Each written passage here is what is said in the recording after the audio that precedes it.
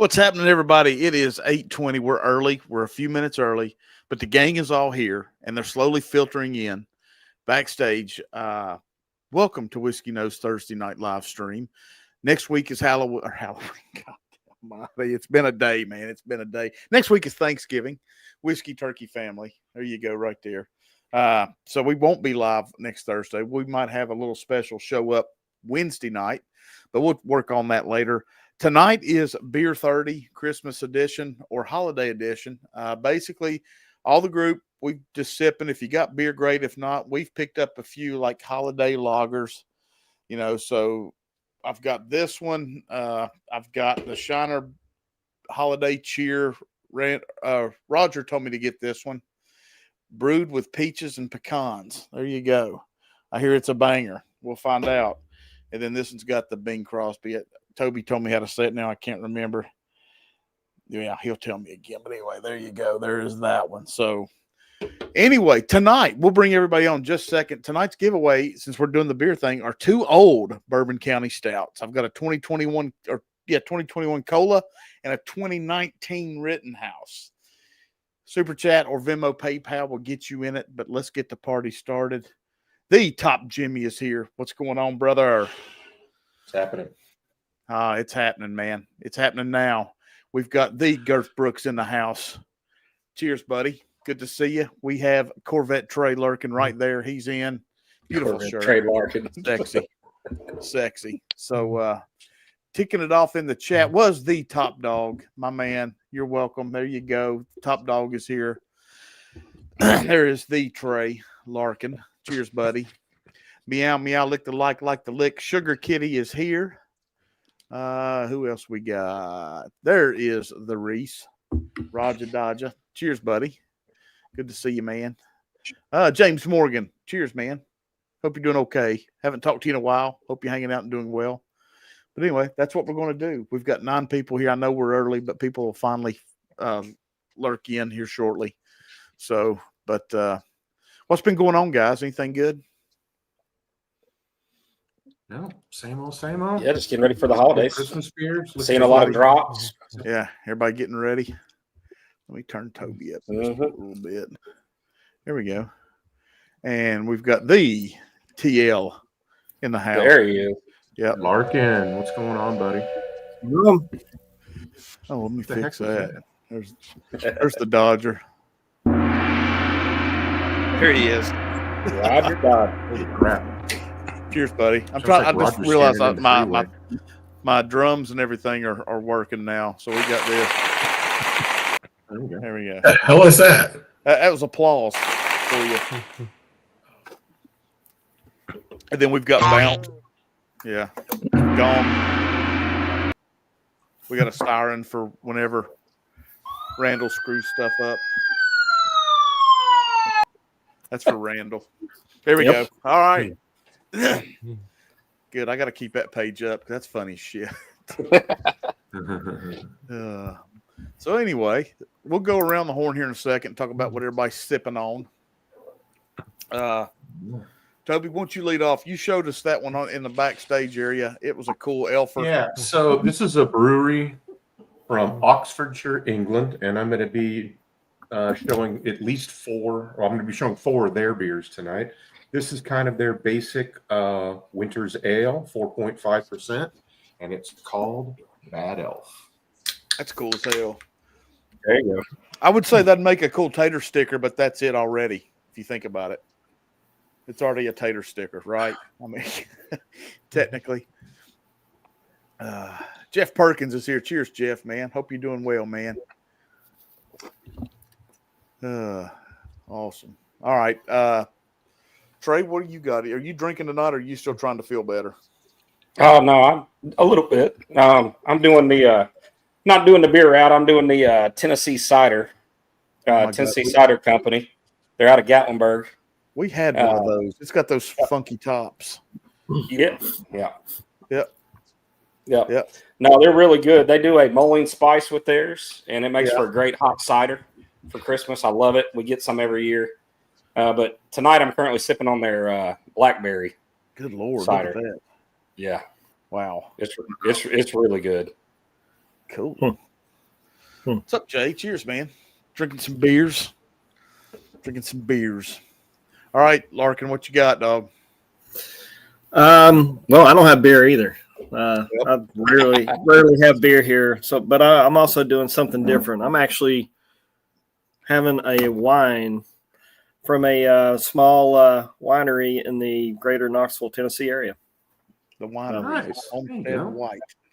Yeah, this one. I'm sorry. Is that do you drink that one cold? This one I do. Yes. Okay. This one is more of a blush top. So Okay. that one I'll go cold. I got you. Cool. But yeah, right now, so I've cracked both of these. What the hell's the name of this one, Toby? You said Is that the Narragansett? Narragansett. I can't see the N or there's two N's, one in the back ass end. Narragansett. And the Shiner beer that was in Jaws, I think. I think they're both pretty good so far. There's a New York State cider company that makes blackberry cider called Original Sin Black Widow. Jenny loves it. It's down here. Very good, although the regular cider is just they make great stuff. Yeah, Jenny loves that Black Widow. Well, I mean, as you know, around here, in between moonshine, wine, and cider, you're a stone's throw from a 30 or 40 distilleries. But yeah, Tennessee Cider Company, by far, every offering they have is good. I don't think I've had a bad one from them. Yeah. So if you want to try, if you're in Gatlinburg or in that area, I'd definitely try them out. Jay. Yeah, I can't do minis. I can do one side. I mean, let me be honest. I can drink cider a lot, but that damn sugar will get you. Yeah. That's the thing. It'll fall back on you and make your tongue fall back on you, lollygigger, and your piss will get sprung. There's the back. That's pretty good, actually. Narragansett. And I'm gonna say it all night long now, till I don't forget. It's kind of Toby on this Narragansett. I know you said I think you and Roger have had them. I know Roger's had this Shiner holiday. You posted a picture, didn't you, Roger, of that a while back or something? Shiner cheer, yes, sir. Yeah, and I like it. This Narragansett, it's a little bit lighter. I mean, it's not as heavy, thick as some of the other ones I've had. Hey, Marty, I believe Narragansett was the beer they had on the movie Jaws back in the day. Right. Oh, yeah. Could be. Hey, I'm going to go grab my beer. I put it in the freezer for a few minutes, so I'm going to go grab mine. I'll be right back. Do it. I wanted to follow up Toby's Bad Elf with the Mad Elf. The Mad Elf. Heard of that one? Where's that from, Roger? Give us some stats. So it's from Trogs or Tregs, right? Roegs. They're out of Hershey, Pennsylvania. 11% ABV. Holiday ale brewed with cherries and honey. Nice. Shit. Cheers. Both. I'm surprised. I usually don't like this stuff, but I like both of these. To be honest, the Shiner is very good, very approachable. It's good. Yep. It's not thick. It's not like these Goose Islands or anything like that. Yeah, it's not an IPA. It's like 5.5% ABV. It's you nailed it, man. 5.4. Yeah, 5.4. I like it. I like it a lot. Yeah, it's that one, guys. The holiday chill. Yeah, nice. Beer. And there's your giveaways, guys, right there. Get in on that if you'd like. This, I don't know, Narragansett.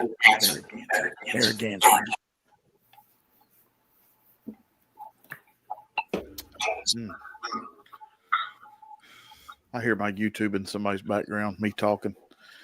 I screwed something up, probably. Good old Bing Crosby. Oh, that's the best Christmas song ever. White Christmas. Yep.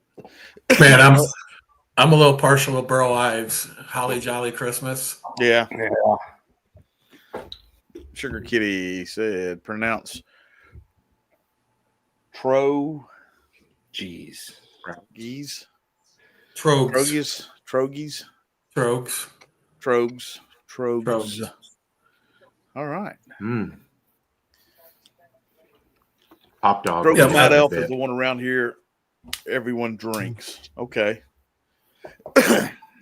See what we got here.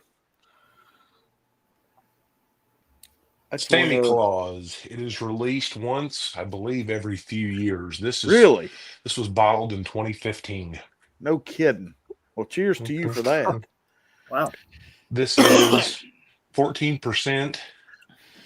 It's going in a little snifter, and Watch my that favorite there go in. Look at that. My That's favorite stronger Christmas new song. rope right there, buddy. God, look My at the favorite color on Christmas that. He's song. got it in the right glass too. Oh, Yeah. He didn't So, come to lay up. my favorite Christmas song, Grandma Got Run Over by a Reindeer. Yeah. Good. Yeah. Wonderful Christmas Time from Paul McCartney's hard to beat too. You just know it when it comes on.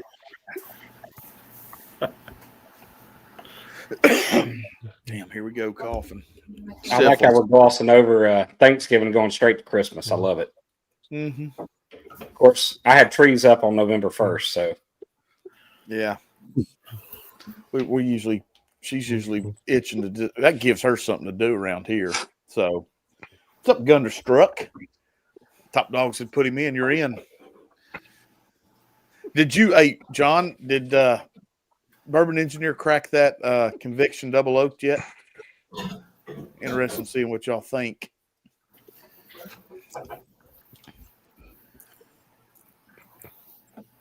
That'd be cool, man. Thank you, buddy. Another beer around here for Christmas is a microbrew of a Belgian quad barrel aged with cheers called Dark Sovereign. I've heard of that one. A Christmas here for Christmas. Belgian quad barrel aged Dark Sovereign. Okay. Not that I know of, he said. Okay, so he's stingying it up. Okay, we see how he is. You can send it to me. I'll crack it. Hell yeah. I enjoy a good Belgian quad. I'm real big on the St. Bernardus beers. St. Bernardus is, that's quintessential right there. Belgian beer. Yep. To me, the Ab 12 is just as good as the what's the one, the Vest Letter and 10 or whatever. The one that's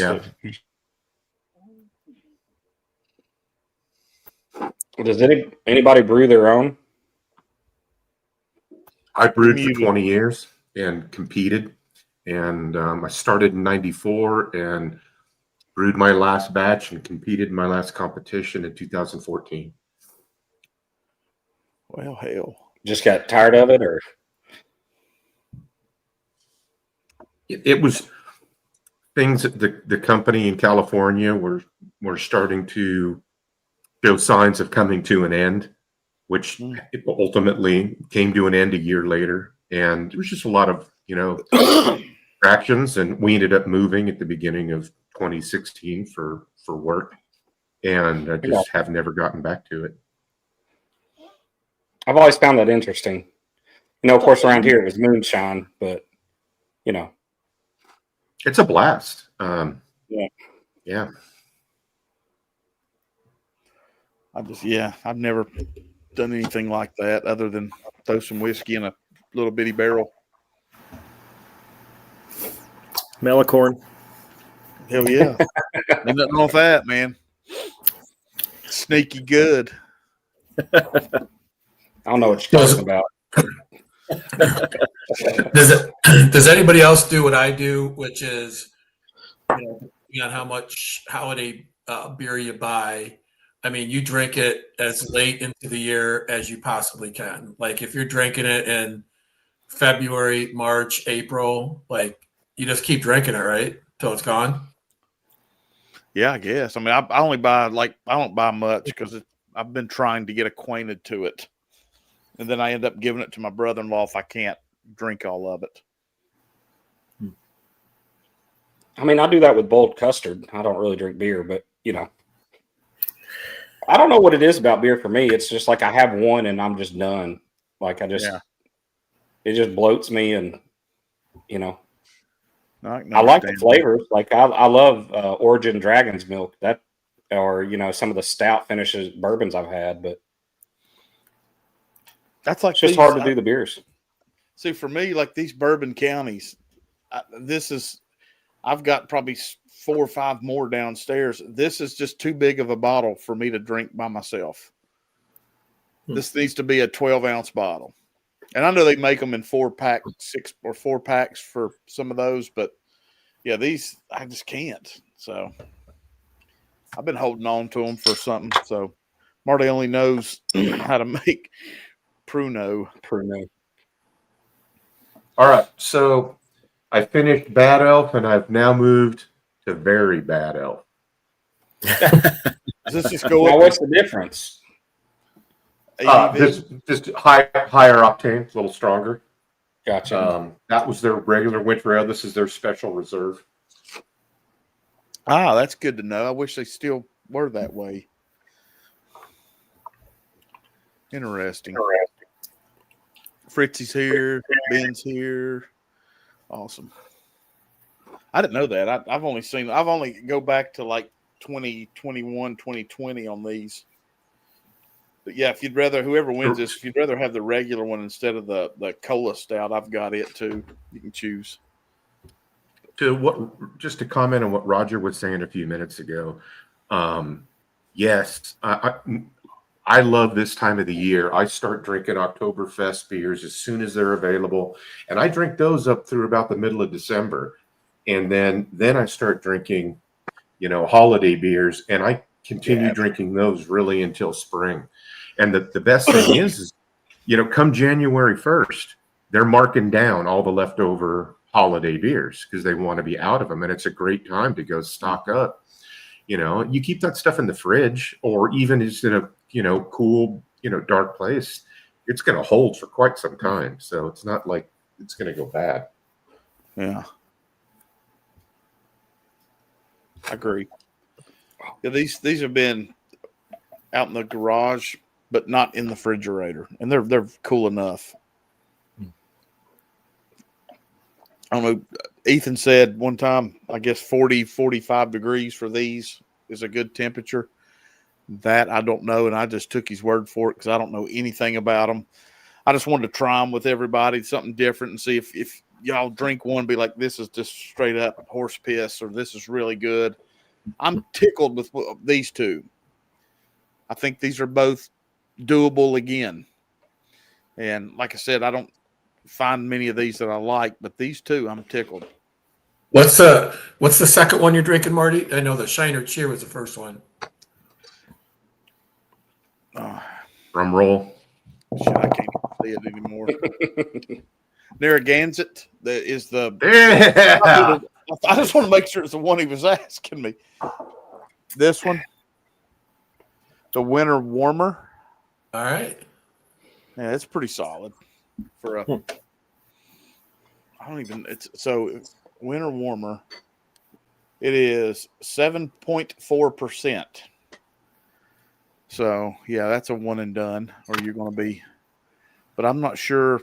Is this? I'm assuming this is an ale. Man, look, no. Beers are going to be ales, not all. It doesn't say so.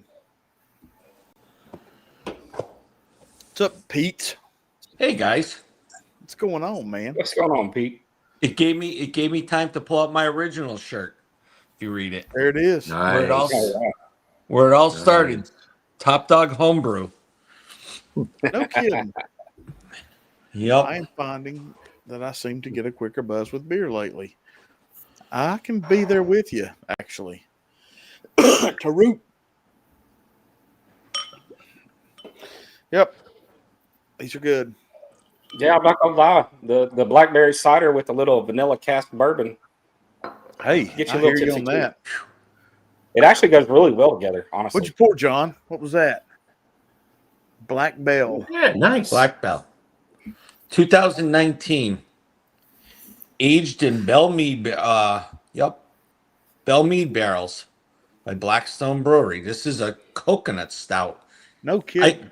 I couldn't get to none of Oh. my bourbon counties because with them painting, everything was taped up. So I couldn't get the no bourbon counties. In my bourbon counties, I still got some of the original 12-ounce bottles before Budweiser took over. Because I was big into that in Chicago. And I still try to buy one bottle a year and I tuck it away. And all my stouts, again, they're actually in a case in a closet because I was too lazy to carry them upstairs. And I probably got 3 cases of stouts. But my bourbon counties are in a cool, dry area, locked up, and they've been there for years. And I just keep adding to them. So I got some that are close to over 15 years old, some bourbon counties. Good Lord. Yep. Now, did they do finishes then, or they were just the regular stout, Bourbon County stout? The original, even back then, they came out with 4.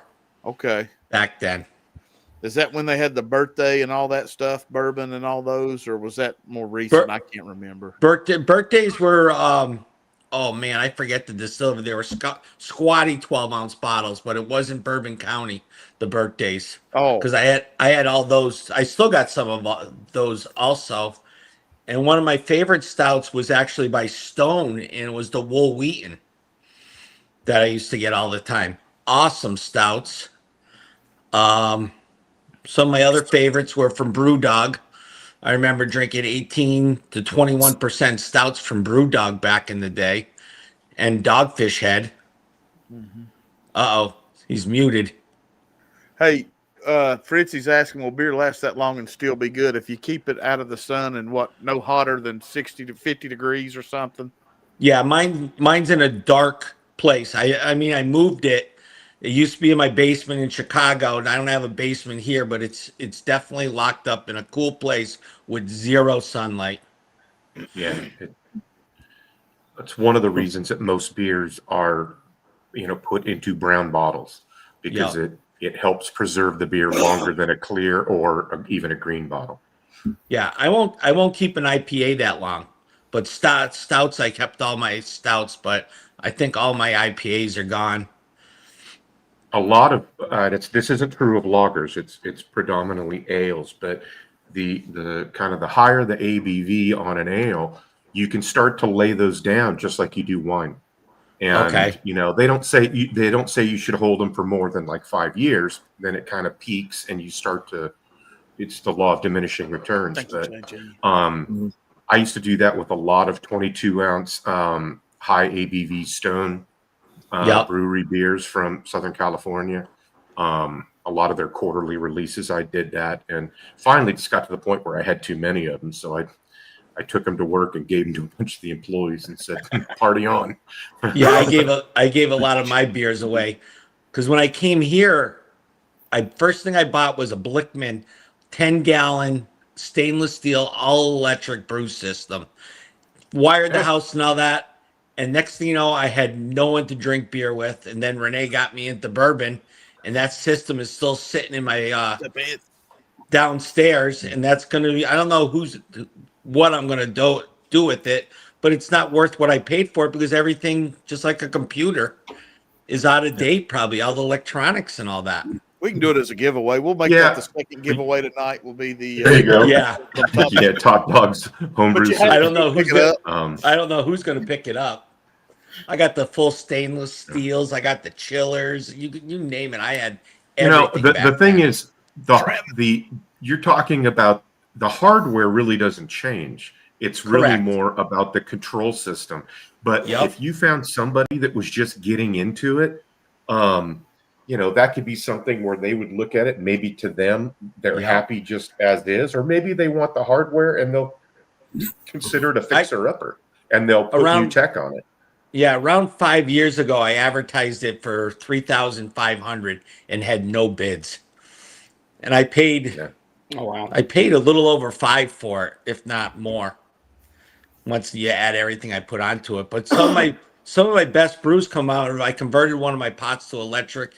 Drill it, put the heating element in it, put the strainer over it, then do the grain and all that. Some of my best brews either came out of the old turkey fryer or that small electric back in the day. Right.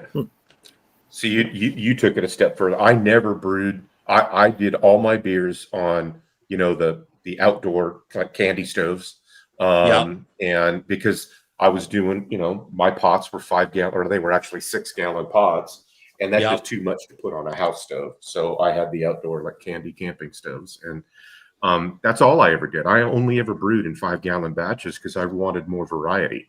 Rather than having 10 gallons of one, I'd rather have 5 gallons of two different beers. When I lived in Chicago for the 4 years I was there, I was putting out a keg every 17 days. I had 5 taps in my house. And it's not because we were drinking it, because everybody was accustomed to drinking our beers. And every Saturday, I would teach the beginner's course down at the local brew store. Yeah. That he was doing, the owner was doing the advance, and I was doing the beginner's course almost every Saturday. That I was teaching it at my house. I mean, I got recipe books of everything that I did still to this day, because when I was moving, I packed it all up and moved it upstairs, and I was like, thanks, buddy. One of these days I'm going to get back into it. I know. Yeah. Well, the nice thing now is there's some really, about the time I was kind of getting out of it, and the last time I brewed was 2014. That's when software, homebrew software was really starting to hit its stride. And, I knew that if I kept going, I was going to get the software and put all my history into the software. So I could toss all the notebooks. And for sure. Yeah, I started doing that. There's probably still a couple, websites out there that I entered, my recipes in and all that. I mean, I even got to the point where I was going to Walmart and buying flavored oatmeal, and that's how I was making a lot of my stouts.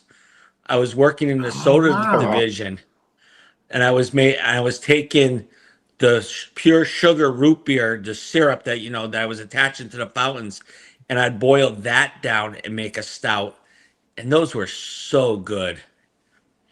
I was taking you'd get that flavor out of it, but most of the sugar would ferment out. Yeah, that's really interesting. Yeah, and the reason why I chose the Walmart ones is because they actually had real chocolate in it, a lot of the fake one, where I wouldn't get the oil slick on the pot with the other ones. So I was making a lot of oatmeal cookie stouts, with Walmart brand oatmeal. And then I made the one that I made that went the furthest in the competitions. I used to make a cherry stout, and I used to use a can of concentrated cherries in the whole thing, the syrup and all. And that was the one that I went all the way to Asheville, and that one placed pretty damn good. Never won a competition, but I was, placed up there high. Do you miss doing it, or not really? I miss doing it because when I got out of it, I was able to sit in a chair the whole time and not do much because the system would do it. In the beginning, you were always hustling, watching the flame, watching for boil overs. You had to babysit it for the whole 2 hours until you cooled it, or 3 hours until you cooled it. You were out constantly babysitting. Yes. With the electric, is get this water up to temp, flip the switch, throws it over the grain at a low speed, let that sit and then just maintain the temp by washing it over the grains, then shoot it into the third pot, get it up to the boil, add the hops, and you're good to go. Then you run through the cooling thing. It became easy.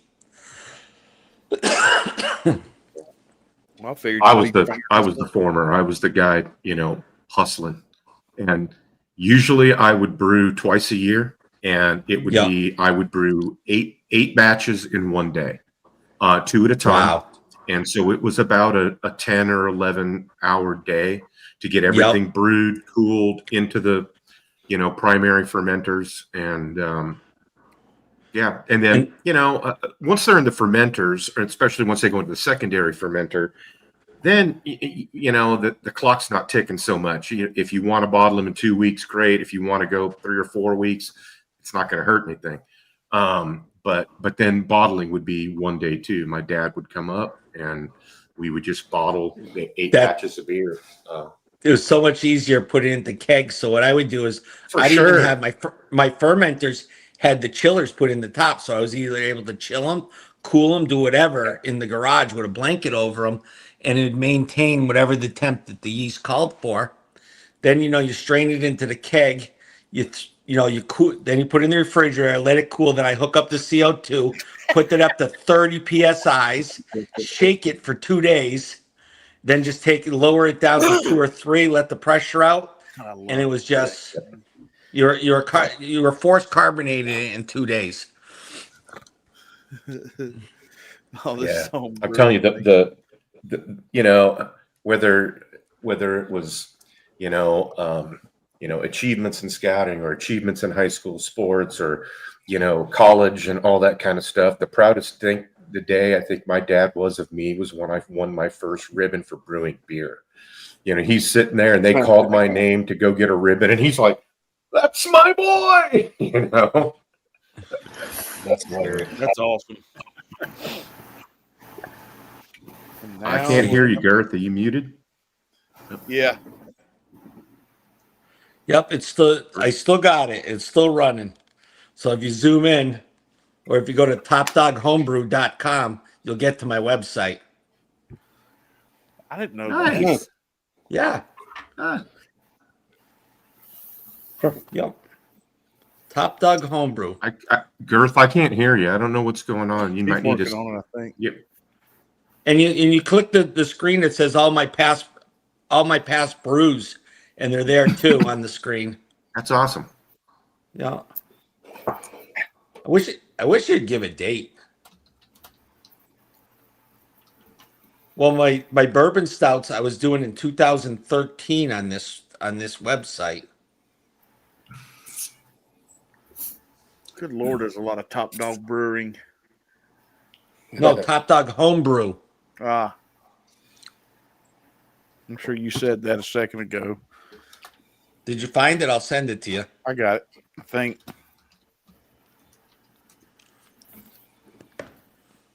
You definitely know it's me when you see my image. Then scroll down to desktop and it'll open it up because I got the version for phones and computers.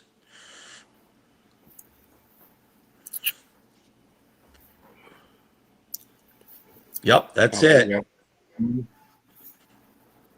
I still pay for that. Good Lord. Nice. Yeah. And there was a section where I started adding my recipes. I started adding, as you see, my bourbon lamps back in the day. And I was doing a lot with it because I thought I was going to open up a store. Is that Anthony's? Yeah. That's my early days of drinking. Yeah, man. That's awesome. Yeah. And look at what we're doing. We're sharing beers with friends tonight. There you go. Exactly. Yep. Find Top Dog. Hey, Girth, you might need to make sure you have the right mic selected. Thank you. Thank you, Sugar Kitty. I should have someone send me an email to see if it works. I can do it right now. Okay, here we go. I'm going to take a drink of this stout that I've not had a stout in probably at least 5 years.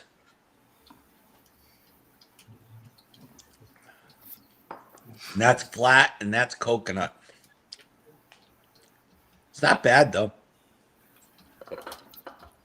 Hey, am I coming through now that I'm off my AirPods? There you go. I can hear you now. Okay. So I'm going to put a link in chat.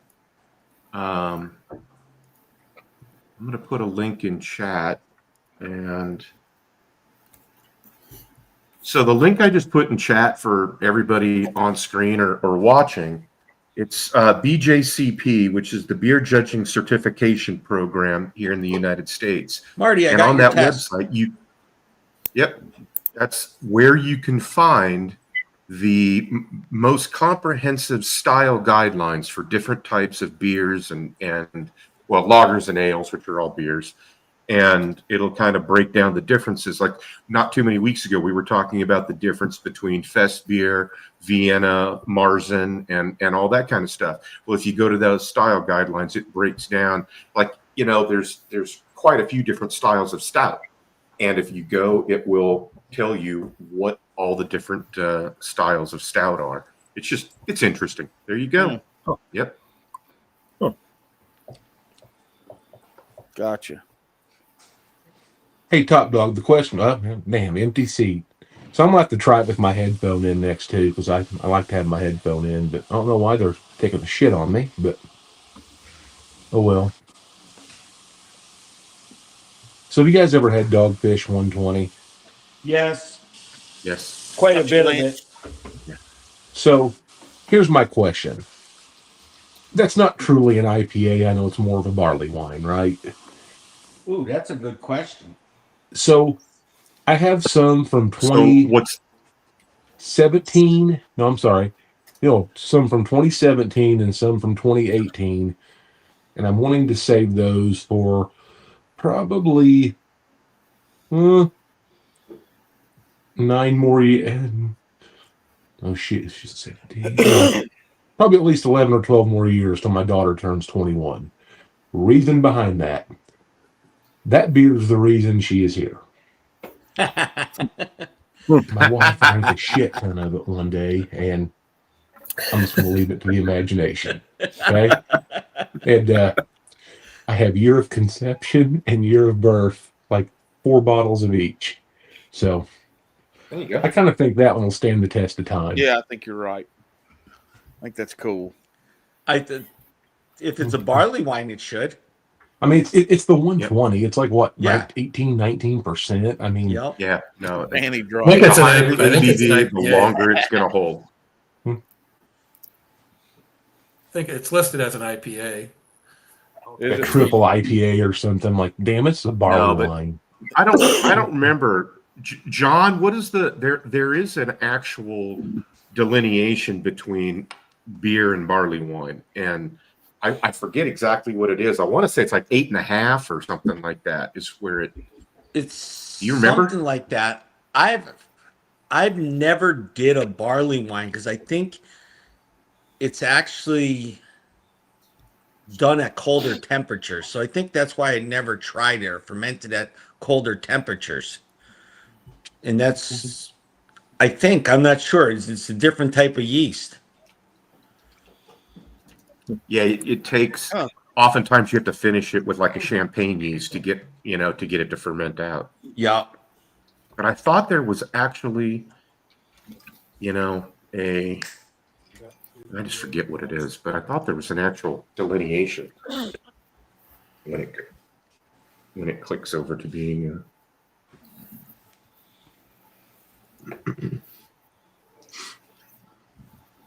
I couldn't drink the stout. Really? Really? Is it too flat? Too much coconut? Well, then we have to pour some whiskey. Yep, broke my heart. I got the marshmallow toast Penelope. Is it good? It's real good.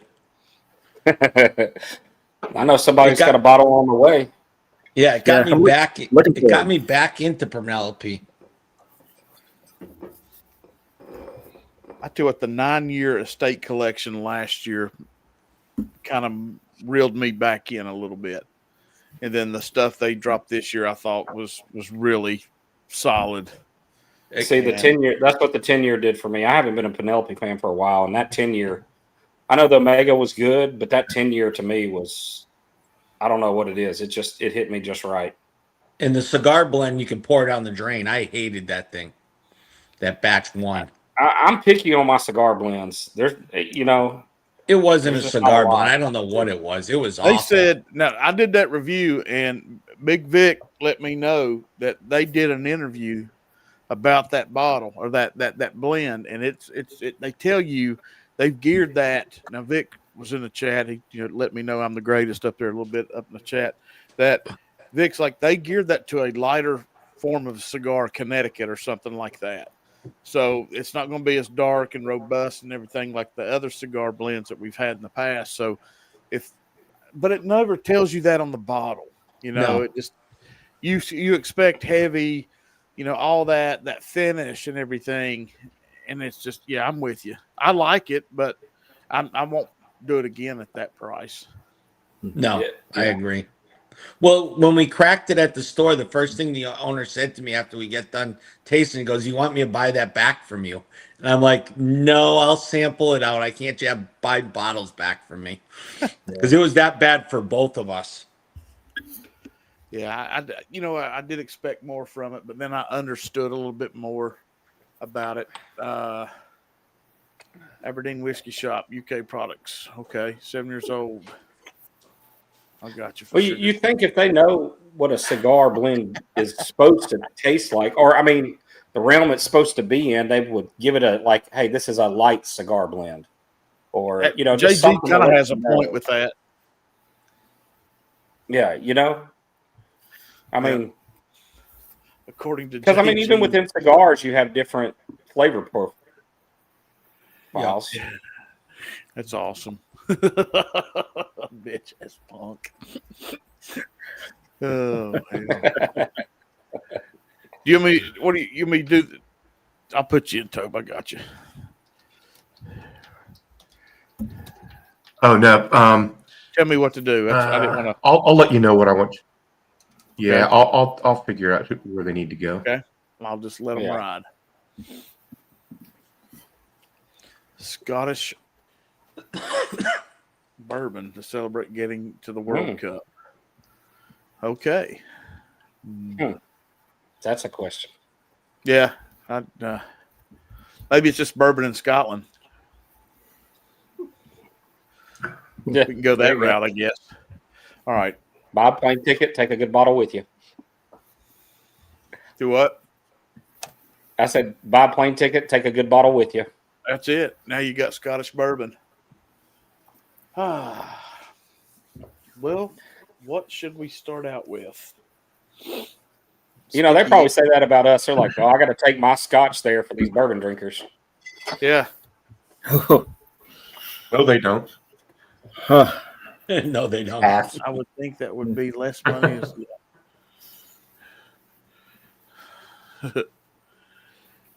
So, Toby, I'm wondering because you mentioned you had the Bad Elf and then you had the Very Bad Elf, and I think you said you had a series. So I'm wondering, does the Elf get like worse? Yeah, how bad is it? Well, yeah, I can only have these 4. Maybe there's more, maybe there's not. But the next one is a porter, and this one is named. Oops! What the heck? It is called Santa's Butt. Oh, nice! Excellent. Gotcha. And so for those that missed it, this series comes from Ridgeway Brewing in Oxfordshire, England. This is a porter at 6%. All right. Maybe I'll go get a glass. That way we can actually go off. But I've tried. It gives Wild Turkey Rare Breed some wow. Criminally Bad Elf, Sugar Kitty said. Here you go, buddy. Poops, candy canes. All right. Insanely Bad Elf. Can you hear me now on my headphone? Yeah, you're good. Okay, good. I had to reset and join again. Yeah, You're good. I had all kinds of issues when I got home last night. I was trying to do asphalt tickets, and my internet was terrible. I was trying to watch Jason and Hello Again Whiskey. I was having all kinds of damn problems. I'm you know what? My gosh, let's just start out right here. The old good old faithful Heaven Hill Bottle and Bond 7 year. There you go. That's a perfect one. Can't beat it. So there's the color on that porter. Oh my gosh. Yeah. Wow. Let's see, Toby. Do it one more time. Brews. Hold on. Okay, Yeah, that's dark. Good Lord. Yeah, Motor That's a oil. beer. That's a beer right there. That's a color beer should be. Good God.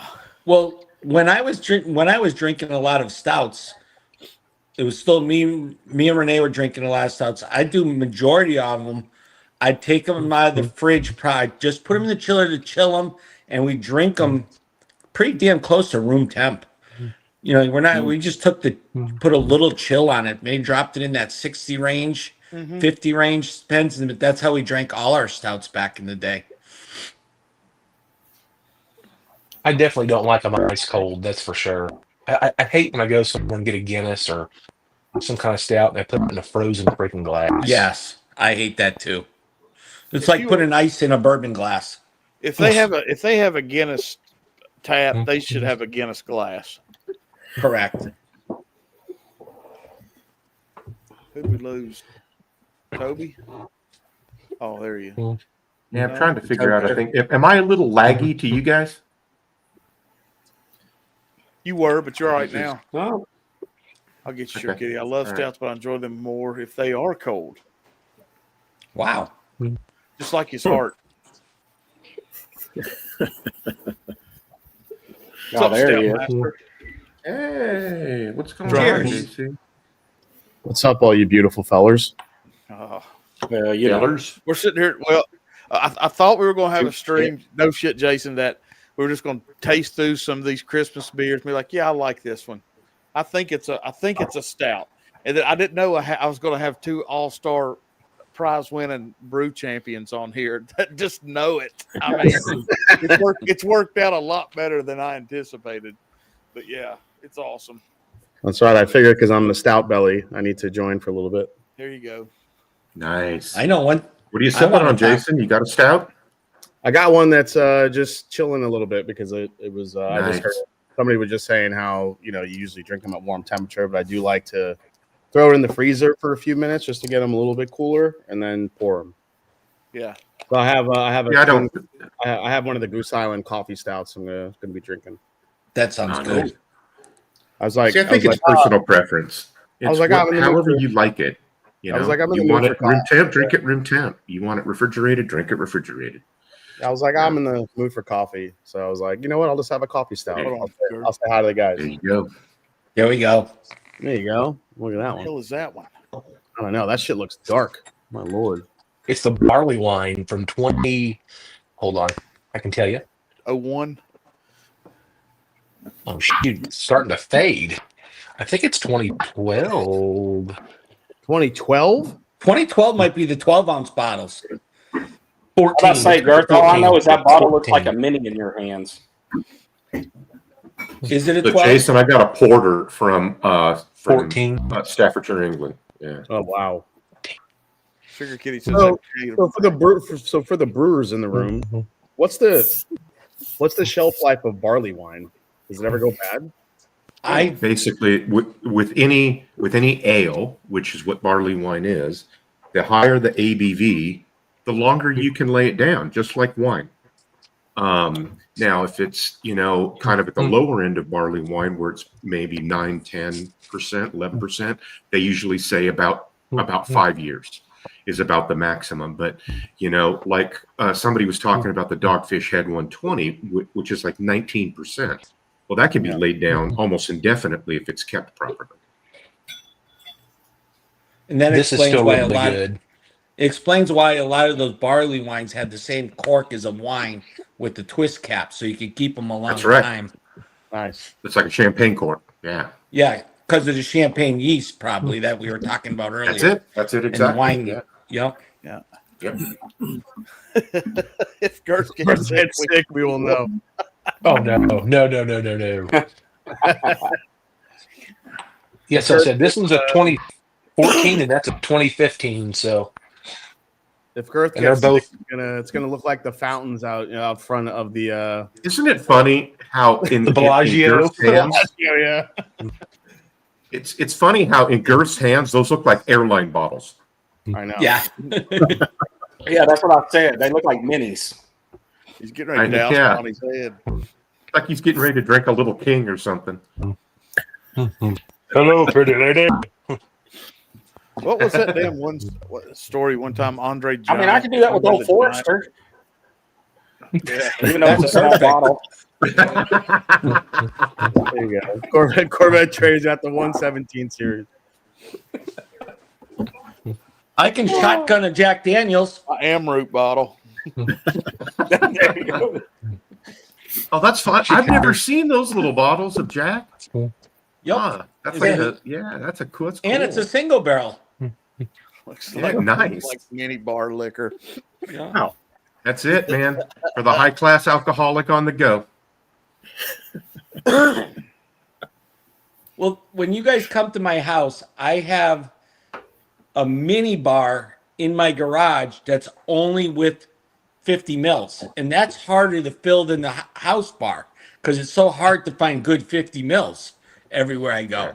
Well, if you quit building your house 14 times, we might be able to come over. Well, yeah, it may be done by February. Like I said, What, 2029? they started painting this week, so that's the good thing. Hey, switching the talk to bourbon for a quick sec. Jason, I didn't know this, but the E.H. Taylor Barrel Proof, this release, is available in at least 3 different proof points. So I got one of each. I think it's I got like a 1E. Let me see it real quick here. It's not much difference, but anyway.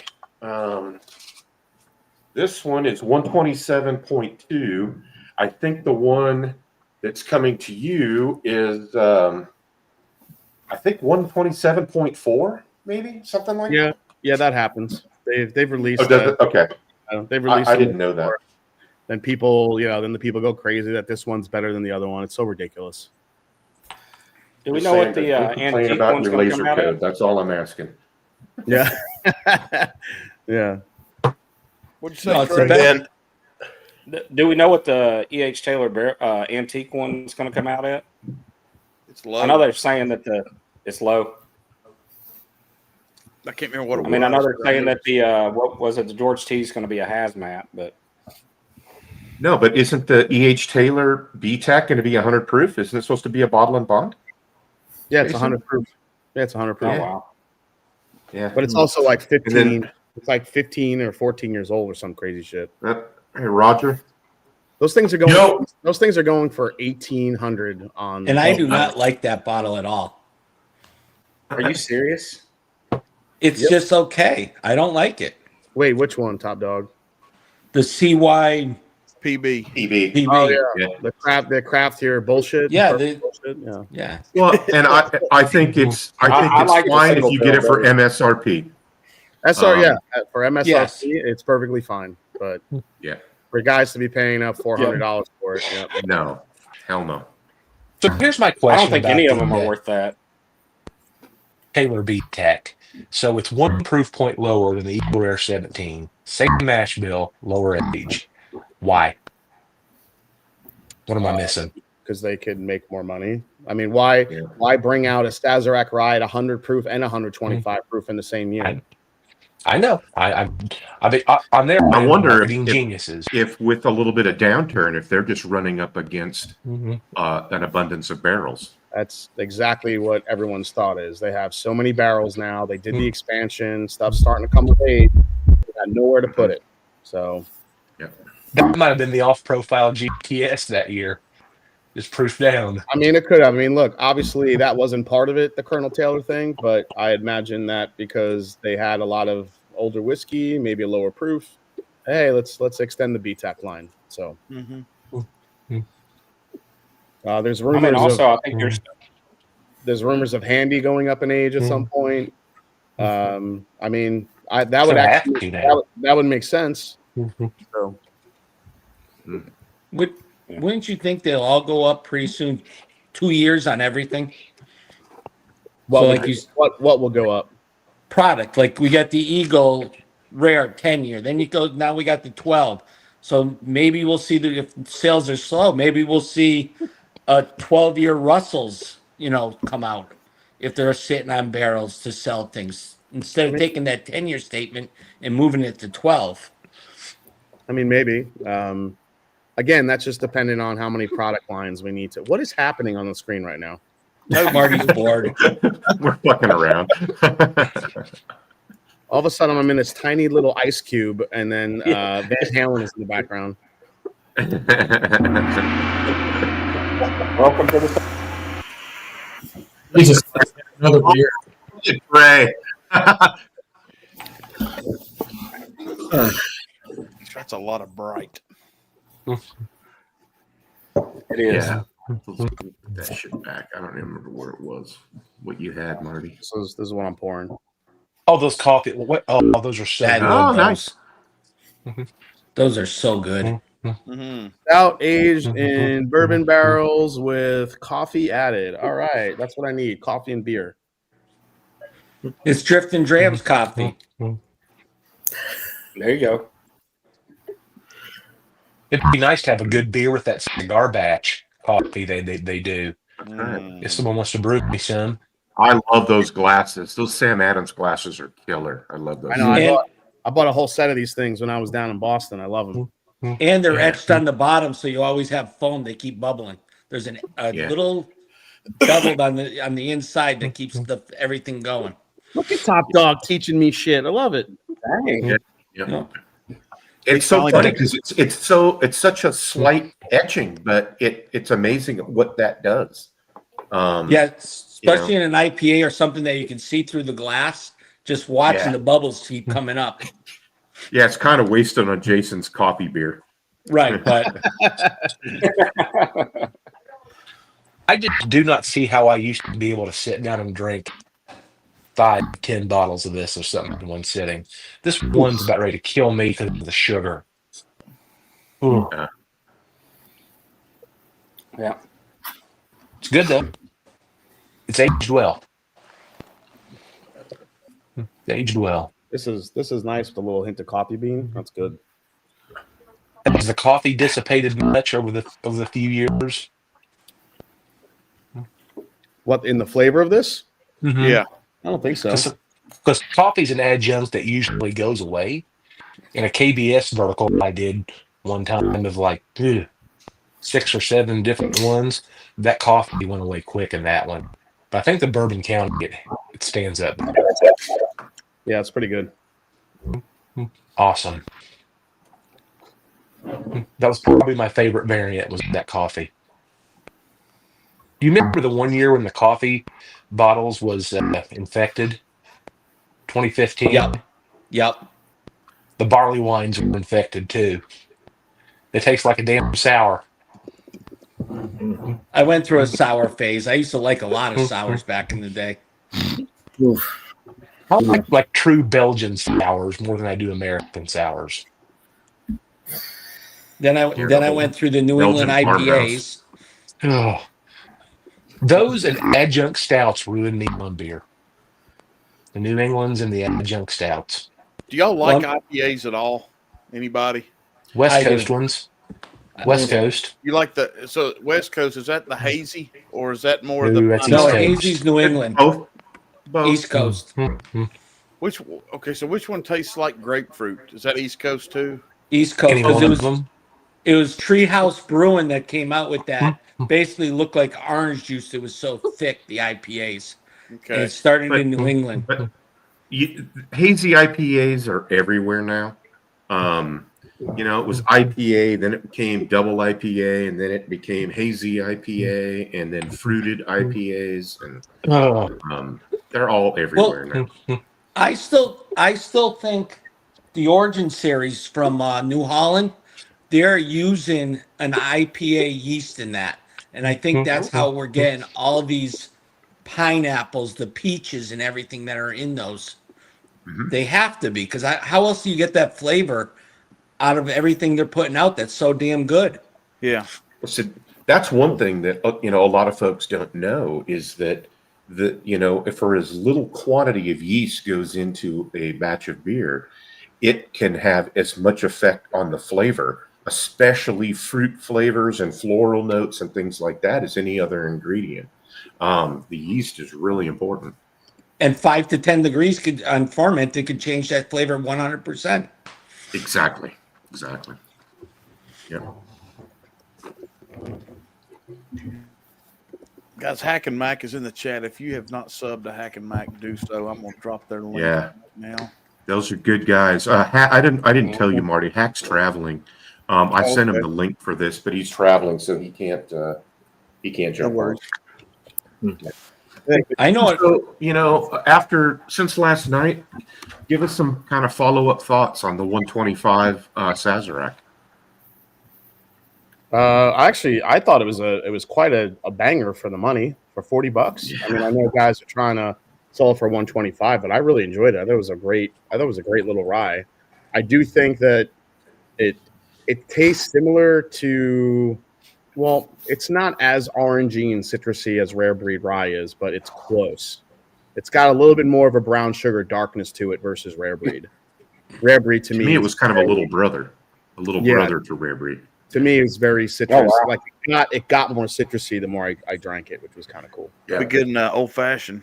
Yeah, for sure. Or like you want to spike a punch up in the holidays, that'll do. Yeah. And don't anybody overpay for that. Phone a friend. Yeah, it's not. I mean, I saw the first bottles going for like 300, and then all of a sudden now it's like 120. Yeah, at $40 or whatever. Wow. I mean, it's right there. It's like 38, 40, $42. But I want to delicious. I want to talk about Hawk enjoying a scotch. Oh my God! I want to try that so bad. You guys didn't see this part, but after we wrapped up on Tuesday night with Ed, Scott, out of genuine curiosity, he was asking me behind the scenes about scotches, and he wanted to know. He's like, "What did we just drink tonight? And where is it from? And what are these different regions? And what's the peat versus not?" Like, he was asking a lot of questions, and he was generally, interested in learning more and maybe trying a few different more. So I think I'm gonna blame Cedar Ridge and his love for the American single malt there to actually open him up to malt a little bit. Wow. I can't see. I like malt, but I have not found a scotch that I can drink. I can't. I don't know if it's the peat or the metallic. I have a hard time with it. Well, peat isn't in everything. Peat isn't in everything. You have to. I think that's what a lot of people. We were talking about that too. That someone might have like an Ardbeg or a Lefroy as their first scotch try, and then that's it. You already killed their palate, and it's disgusting, and they're not going to try scotch again. You have to really keep in mind that it's extremely regional as far as the flavors you're going to get. And Scott seems to like the salty ones, the ones that are briny. So I told him, dude, you have to try Talisker, you have to try Highland Park and some of those, because those have that brininess to it and the saltiness to it a little bit that balances out maybe some of the maltiness that he doesn't, the heavy maltiness that he doesn't like. I don't think he would ever like Kalila or any of those, because I feel like those are very malt forward and have a unique flavor profile. But I think there are definitely some scotches out there. He really enjoyed the Bunnahabhain, which was surprising. So, yeah, Daniel H got that Benromic. All I know is whatever Marty sent me made me not want to try it again. Interesting. Well, now hold on a minute. Now, no, let's explain the situation there. It was the middle of freaking summer, and you were on a boat drinking Scotch samples, and I gave you some of everything. I gave you damn Bercolotti 18, and that on a boat. I mean, that's still peated. That's heavy peated, but yeah, I'm about to say I think that was our least favorite. I gave you Glengoyne 12, the old bottle, maybe some Bow Blair. Shit, I gave you some good stuff. Campbelltown Lock. You had one that was very fruity and salty that was good. That's all I remember on it. I don't know if that was the Campbelltown Lock. I can't remember what I sent you. At this point, I can't either. But no, I just haven't. I guess because I don't have anyone around me that drinks Scotch or things like that. I just haven't found one that I go, okay, I would buy this. Even when I first got into bourbons, I was very one-sided with what I drank. It was like 2 or 3 bottles because I was scared to explore, because when I buy a random bottle, it just wasn't good for me. And now that I've joined a community like this, and No Trey and some other people, my collection's immensely grown. So, and I'm sure it'll be the same with Scotch, but I just haven't found one that just goes, okay, this is your flavor profile. This is what you like. Yeah. I mean, there's a lot to explore. It's another rabbit hole to go down. But if you find 1 or 2 brands that you really like, normally those are going to be from the same region, and then you can just kind of focus on those if you do like it. So just depends. But much like, Scotch can really take on the flavor. I think there's definitely a contingency of drinkers that will either take the ones that have a heavy like sherry note to it, because you'll get sherry finished scotches that are aged primarily in sherry their whole life. The ones that kind of keyed me into that's cool. The ones that kind of keyed me into Scotch was the ones that were started their life in ex-bourbon and then transitioned into an ex-sherry or a port barrel, something like that. And those kind of getting the best of both worlds, I thought, kind of really keyed me into Scotch. I still got that bottle, Daniel. But I love sherry bombs though, like scotches that have just spent their primary time in sherry, and sometimes those barrels are really wet, and the color is like sometimes you can't even see through the damn scotch. There's so much sherry in, and some people love those. Wow. Yeah. See, that'd probably be more. I think what Hirsch had a sherry cask, a double sherry cask a few years ago that was unbelievable, and I've been basing all my sherry bourbons off that ever since, because that's what I'm going for. So that's interesting. I'll have to try that out. Mm-hmm.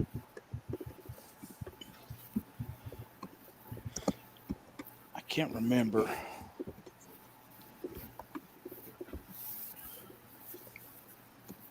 I can't remember this. Bercolotti, I got it's an experimental one a couple years ago, but I think it's a special sherry cask. I can't remember now. This is a 2000 distilled in 2010-11 year. This thing is a sherry bomb. You can't really make much out of it there, but I kind of like that. Is that bottle like frosted? Yeah, a little bit. Yeah, that looks cool. I kind of dig that. Yeah, and it's got a little bit there you can see, but yeah, looks like you put it in the freezer, Marty. It does, doesn't it? Yeah, that's what it looks like. But yeah, it's a micro series single cask evolution exploration. But yeah, this thing. God, Marty, you talking about fruity? I should be right up JG's alley.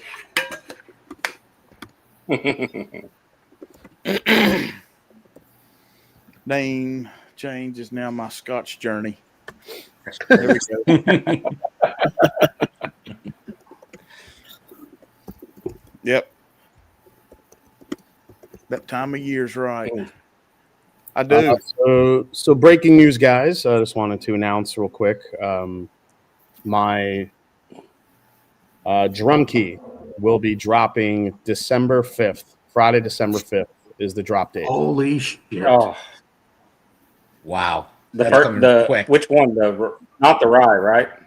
Not the rye. It's the third one, I think. But the bourbon and 2 single barrels are dropping. Okay. In the words of Maverick from Top Gun, don't tease me, Goose. Dude, I literally think that first one is still lingering on my tongue from the Blitz. It might be. Dude, that was good.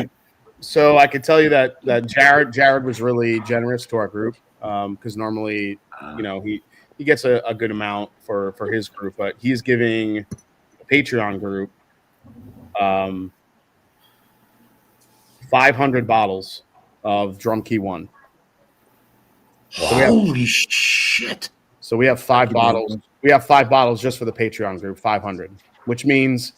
Wow. Maybe a couple guys, if they want, might be able to get backups. Yeah. Oh, that's awesome. We have the Kentucky bourbon single barrel that I selected, which is a Green River. Not Voldemort.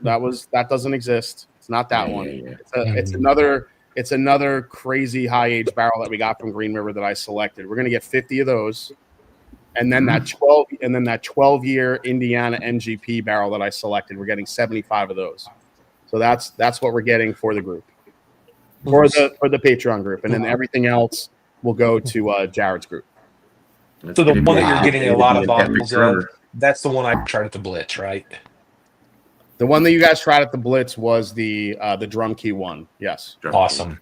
Yeah. So, I want that one. now, if I remember right, recently you've only been talking about one single barrel, right? And the MGP one. Yeah, I completely forgot I picked the other one, and he wants to release it with everything else. I was like, oh, okay, if you want to do that. But there's not a lot of bottles of that one. So, because that's also I think it's a 9 or 10 year barrel. It was one of the older OZ Tylers before they switched over to Green River. So it's got some age on it. It's really cool. So December 5th, mark your calendars, especially if you're a patron, and we'll get it. And that'll be the day, man. Now, so the Elkwood 9 years have been OZ Tyler 9. I wonder how it would. Is it gonna? I'm thinking it should be somewhat similar to that. Maybe, yeah. Jason, I'll try to get you it in the mail tomorrow because I forgot to mail it to you. Mail I me was what? asked the 9-year Elkwood that came with me and Adam's pick because we did the 18 and the 9, but the 18 was released first, so that's why you got the 18 but not the 9 yet. I'll try to do that tomorrow. That sucker was good, man. Yeah. But yeah, I'm really excited. Awesome. We just figured that out today, and he wanted to make sure I had enough time to make a video about it and also market it. I want to make a full video just saying, hey, I started a whiskey brand, and I'm both terrified and excited. so he's gonna send the bottle to get there. We should have the labels next week. So it's all starting to happen, and I'm really, really excited for you guys to get it in your hands finally. But I don't think you should be terrified because you have the best partner. What's that? Yeah. I don't think you should be terrified because you got one of the best partners in the business. Yeah, I don't think it's that. It's just more like how people will react to it. You guys gave my blend a lot more confidence when you tried it at the Blitz, and you really enjoyed it. So I feel a little bit better about that. That's the reason why I wanted to bring it for you guys. But yeah, I'm really excited. So the other 2 barrels minus the drum key will be available for gold members as well. Gold members will have access to the drum key and both single barrels as well. So yes. Yep. At least I think so. I'm not exactly sure. Don't quote me on that. I'm not exactly sure how Jared is rolling that out to the gold members, but the fact that he's taking a good portion of the drum key bottles and we're just splitting the single barrels down the middle. You guys should have access to it. He's gonna start doing a post this Sunday, and then also do some shorts like leading up to it. So that should give you more of a clue into how it's going to roll out for gold members. You may have to handle all their shipping. What's that? JG asked, does Barrel King handle all their shipping? Yes. Okay. Yep. Jason. So the plan is to drop on December 5th,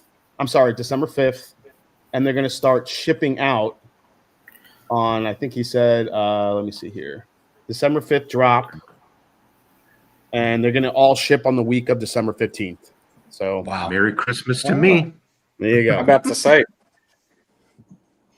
Yeah. And I'm not just saying this, but the viscosity on that drum key was insane. Like, as much as we had at the Blitz, that stood out from that bottle more than anything. I'm not just hyping it up because I tell you, but I had 2 bottles that whole weekend that just said, oh my gosh.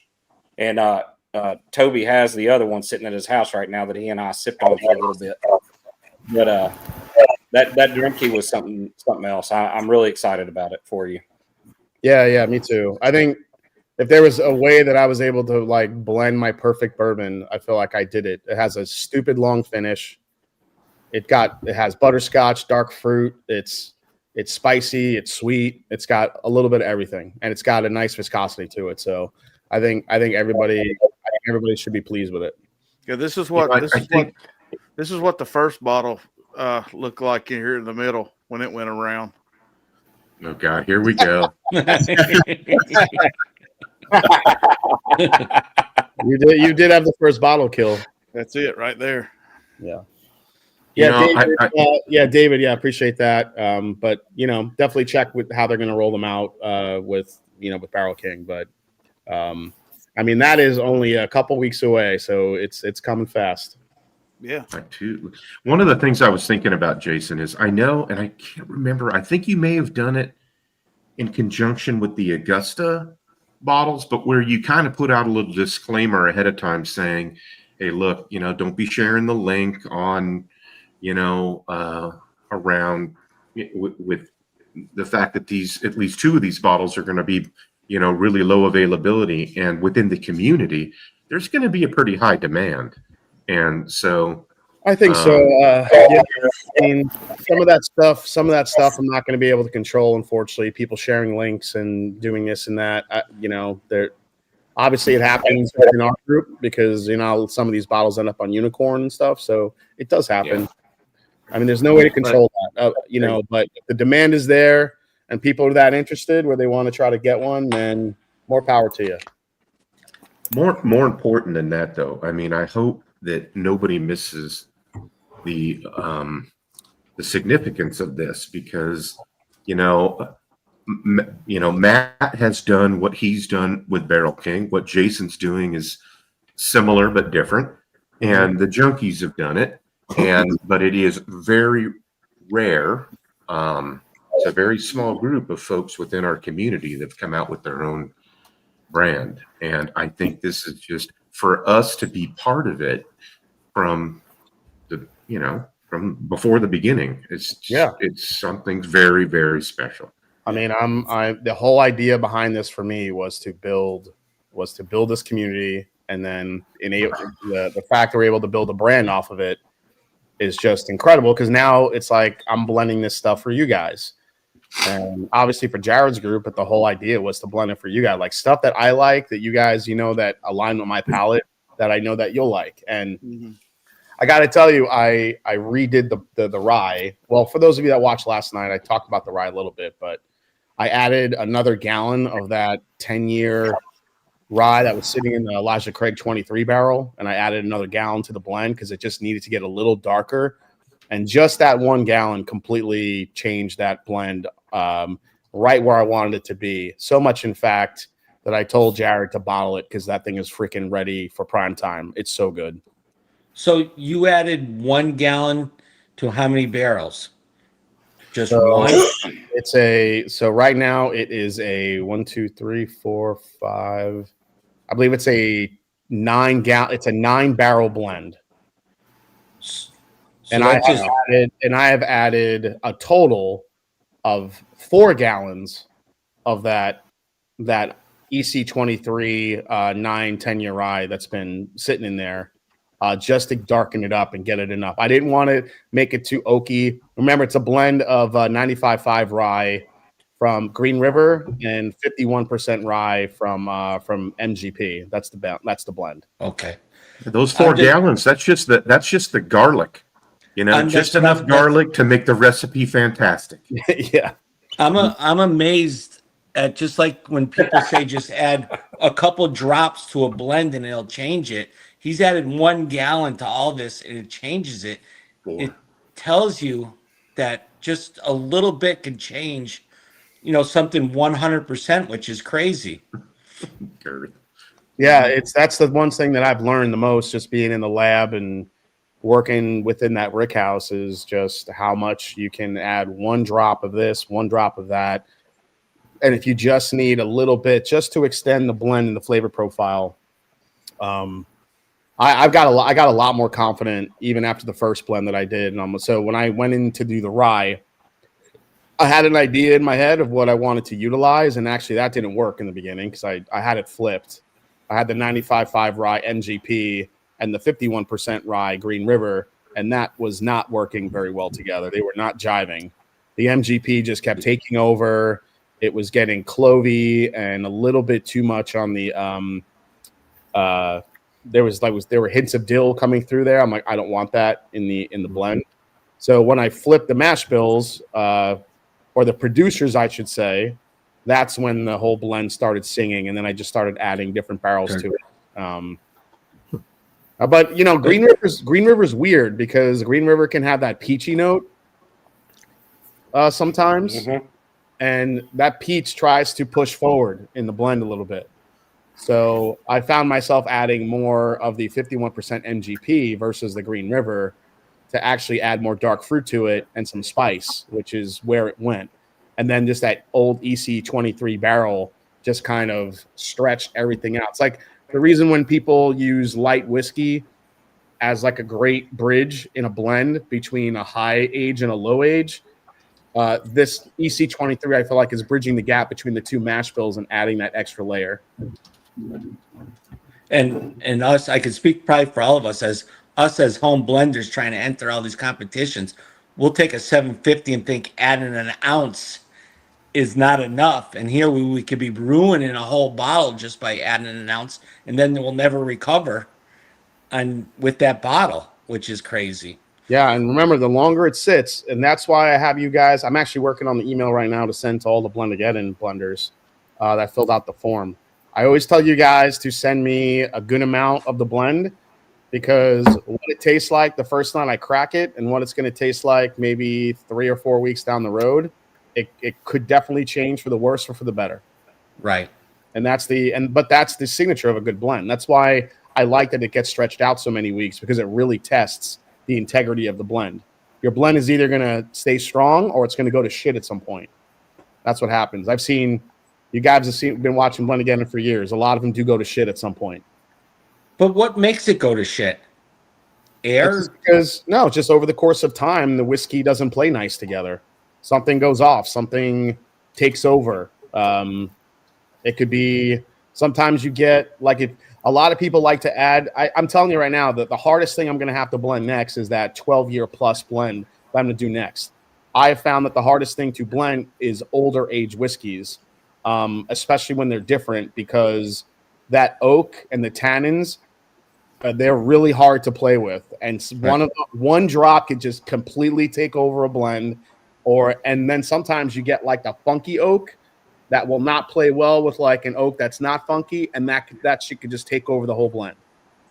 And that has happened before in Blendageddon, when somebody sent like a bunch of 10-year and 12-year stuff blended together, and the thing turned to like cardboard.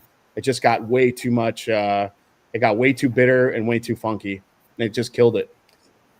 See, that's my problem. Is like, when you get to those 10, 12, 8, whatever years, I have a hard time even thinking about blending them, because it's like, usually I like them and I don't want to blend them. They're already good on their own. And I don't know enough about blending to go, okay, if I do this to that, it's going to taste good, or it's going to complement it. And I think that's my biggest problem with blending, is I don't do it because I'm scared I'm going to mess it up and ruin a good pour that I could have had by itself. Mm-hmm. But we just learned tonight, just add a drop into a glass and it can change it 100%. That's what I picked up off of this. Yeah. I'm telling you, someone would do a blending 101 class, I'd sign up. Heck yeah. Daniel H. This will be available. The bottles will be available through my Patreon and also through Barrel King's Gold membership. I took a blending class through Bardstown when I think it was Sam. Was she the young blonde that was there in the very beginning? Jason, was it Sam? I think that was at Bardstown. That was their most. She wasn't a blender, but she was the one that was doing all the videos with Matt and all that in the very first. Yeah. Yes, I took a blending class with her, where they set us up with 10 different 2-ounce samples and taught us how to blend them to get something good out of it online. Yep. Yeah, I mean, I start off, I get this cart at Barrel King, and I hustle down the aisles, and I drill into the barrels I want, and I have like literally 12 Glencairns of just barrel-proof stuff, and I just start there, and I'm like, okay, what works with that? I try them all individually, and if there's one I don't even like on its own, I just kick that one out immediately, and then I just start with the ones that I like. and then hopefully I can blend those together to make something good. I'll start with my base, and then it's a matter of finding other barrels that play nice with the base in order to add to it, whether you want to add more depth, more fruit, more spice, whatever it is. But how do you do the finish is my question. How do you get a long finish? I don't know. That just kind of happens. Okay. I mean, as long as your base blend has a good finish, you're probably it's probably going to hold true. Okay. But as you add stuff, it could definitely get killed by. So I have I'll take just a small glass of my base blend, and I'll literally add like 2 drops of another barrel just to see what it does, and you can get a pretty good indication of whether or not that's going to kill your blend or not. Now your base blend, Okay. what proof do you want to? I'm just asking as a blender, what proof are you looking for in a base blend? I'm not looking for proof. I'm looking for flavor. Whatever Flavor? the proof is, Okay. the proof is, yeah. Are you worried about once you get this done, that's going to be too low of a proof, or that would never happen? You don't think? I mean, it could happen. Like the MGP barrel that I picked, the 12-year that's going to be going out. I think that thing's only like 108, 109 proof, something like that. But it's a flavor bomb. So Okay. I don't really care about proof as long as the whiskey's good. Okay. Hey, what's up, Perry? Let's see you, bud. So does there ever come a point where you don't blend it in the barrel? Well, Like, what do you mean? put it back in the barrel after? Do you put it back in the barrel after you blend it, or is it in a pot? No, that? it goes. It all goes into a stainless steel tank. Okay. Now, if I want to double oak it, it'll go back into a barrel, but it has to. Okay. But it has to sit and mingle in that tank for a good amount of time before it goes into the barrel. So now you said that Drum Key is seven barrels plus some seasoning. What the rye? No, the Drum Key, the initial release. Didn't you No, say that was 7? No, that's 11. That's 11 and a half barrels. Oh, okay, 11. Okay, how That's many 11. of those barrels would you say are base versus barrels that maybe you put in? Well, no, 5. The first 5 barrels made the base. Okay. And then everything else was to bring out and get different flavors. Yeah. So, I'll tell you right now, you guys know this. 3 of the barrels that I added were short barrels because they were super concentrated, and that's what I think. Those 3 barrels is what added the viscosity to Bourbon extract. Trey's point. Yeah. So All right, they'll so also everybody, had the I'm legs to the pouring- glass. Yeah. Yeah. So this is the last bottle from that distillery from Oxfordshire, England. This is Lump of Coal Dark Holiday Stout, 7.5%. Are you finishing Wait, all those? I can't wait to see this go in a glass here, man. Oh my God, this is gonna look like tar. Oh my gosh. Chug it. That looks beautiful. That's a beer. More powerful than the word of God right there in that glass. Perfect head.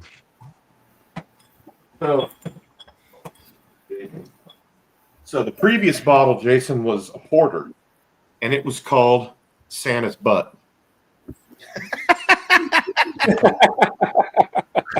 Who the hell makes these? It tastes like arse. There's his lump of coal. Good. No, these are good. These are good. Oh, I know. I couldn't help it. Though. What was the other question? Oh, what kind of comparison to something that already exists compares to the flavor profile? Remember you talking about, is it along those lines? I don't know. Corvette Trey, you tried it. You guys tried it. What do you think my blend tasted like? Did it remind you? God. Oh man, it's definitely got some butterscotch going on to it, which I really enjoyed because I think there's been a good butterscotch release this year that I've had. I feel like man, it's, the linger. somebody. I had multiple people tell me that it tasted like a better version of Stag Junior with butterscotch in it. Yeah. Yeah. I would say I said you said like halfway between a Stag Junior and a GTS, and Yeah. I honestly think that's a fair. Yeah, that's assessment. legit. Yeah. Yeah, I had literally 5 or 6 different people at the St. Louis Bourbon Festival tell me that because because we were next to Buffalo. We were next to Sazerac and Buffalo Trace on that top floor. And a couple of guys were like, dude, if this bottle was over on that side, people would be paying thousands of dollars for it. So it is. What's funny, the thing it didn't have that too many stags have, Stag Juniors, is that elevated heat.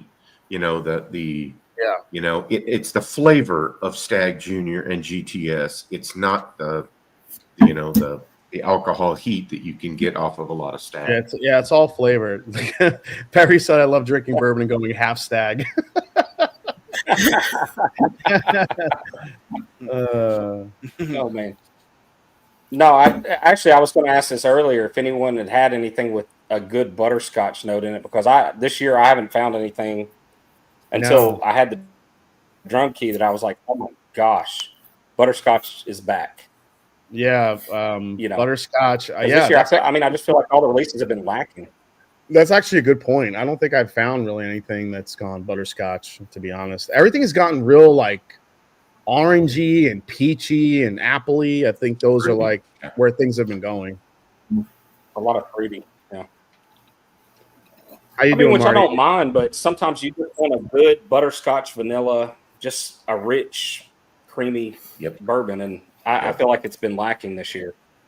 Yeah, I feel like if I can like that would be like the dream blend for me, just to make like a butterscotch bomb. But those barrels, you just don't come across them.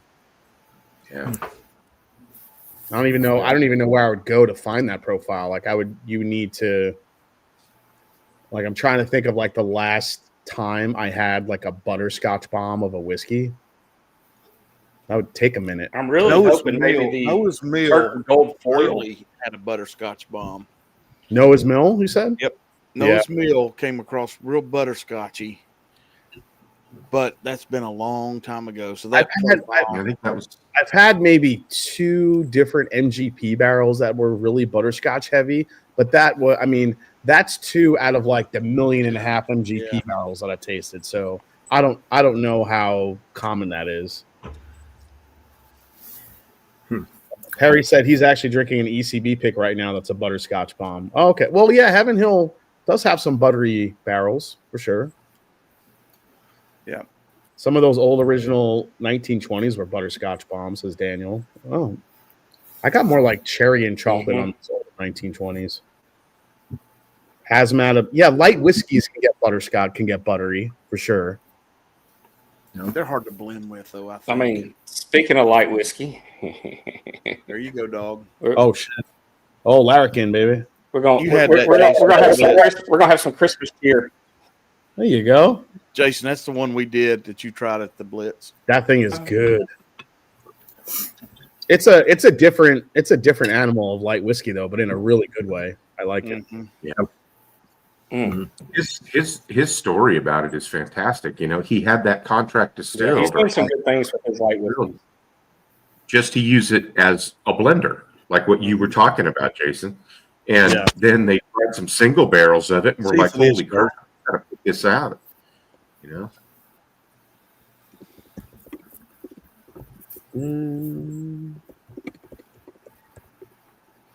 And by the way, if you're going to be in East Tennessee this weekend, Greg's wife will be at B&B Liquor Store doing a bottle signing and tasting. Yep, I plan on going by of this. Yep. What's she doing signing our bottles? Oh, that's good. This Noah's Mill's not butterscotch, that's for sure. Ooh, it's you know what? I'll stop by and sign a few myself. How about that? There you go. We're trying to sell them. We're trying to sell them. You think they're selling pretty good from what me and Trey found out? So, hey, don't worry, Marty. I signed all yours. I can only imagine. They actually today they sold. Go ahead. What happened? I was saying today they sold almost half of the light whiskey. Did they? Wow. They sold what, Trey? I think they've only got like 28 of the light whiskeys left. Are you serious? So, well, shit, yeah. we bought half of what they got to start with as a group. Yeah, but There he is. that's Okay. fantastic. But still, I mean, they're selling them, and it's not me pushing it. I haven't been by the store since they got them. It's just once people knew that they got a Larrikin pick, they're just buying it. And then on top of that, who does a good light whiskey? Hey, And when's the last time you seen a Larrikin light whiskey? Tell the story about him going to Kentucky to look at barrels for his restaurants and what he was told. So the guy that owns the liquor store, he owns like 9 restaurants. He owns 2 liquor stores, and he didn't know much about Larrikin, but he has every Sazerac product you can think about, every one of them, the Millennium, everything, right? But he goes up there to do some barrel picks for his restaurants, and he sees Larrikin everywhere, and he knows his store just picked one up. And he went to one of the local liquor stores and was talking to the guy, and he says, do you have a barrel pick of this Larrikin? He goes, no, you can't get those. And at that time, he's sitting on 2 picks at his store, and the guys in Kentucky can't even get them. He's just smiling the whole way. And I told the store owner, I told him, I said, man, just take the case and put it at your restaurant. I wish you would. It's just a matter of time. I mean, whether it's Mash and Journey or fly. Hello Again Whiskey Friends or whoever, if we get a few more in there, Larrikin's going to have picks out. Yeah. Well, my thing is for this store is the heritage of it. I mean, this is the store that started barrel picks from Buffalo Trace, right? They did the first ever with Elmer T. and Tom. Trace pick ever. You know, the barrel was signed by both of them. Yeah. And, you know, the heritage of it. I mean, Thomas, if he did a pick, it sold out. Yeah. You know, so I wish I had one of those bottles, but, you know. Back in the early 2000s, when Thomas was getting barrel picks, the sticker would say "Picked by Elmer T. Lee." So that's where his picks were coming from. Yeah. Jason, what's on your and Scott's? Like, I mean, I know you've got a shit ton of picks getting ready to drop, but what's on the, what's maybe the top 5 on the hot list that haven't been locked down yet for 2026? For 26. Well, or the end of 2025. I'm just kind of thinking we're getting towards the end of the year. 13th Colony, Old Glory for sure. Okay. We got to get down to Old Glory at some point soon. I feel like they're going to really give us some good stuff to work with, to choose from. Those 2. Dark Arts, I actually might be picking sooner than later because I'm going to actually be down there, I think, the beginning of December. So that might happen. Hey, when you're down here, phone a friend. Yeah, he'll be at the dentist. I'm going to be down there with the Bourbon Hunters with the podcast. Okay. Because we do like the Blitz. So I'm not sure if we're really able. I'm going to ask Sarah if I could sneak in a barrel pick for our group while I'm there. I'll see if they're able to do it. Even if you just got some time, there's a couple of spots that we can go hit that you will be like, I'm glad that we hit these. Let me see what else.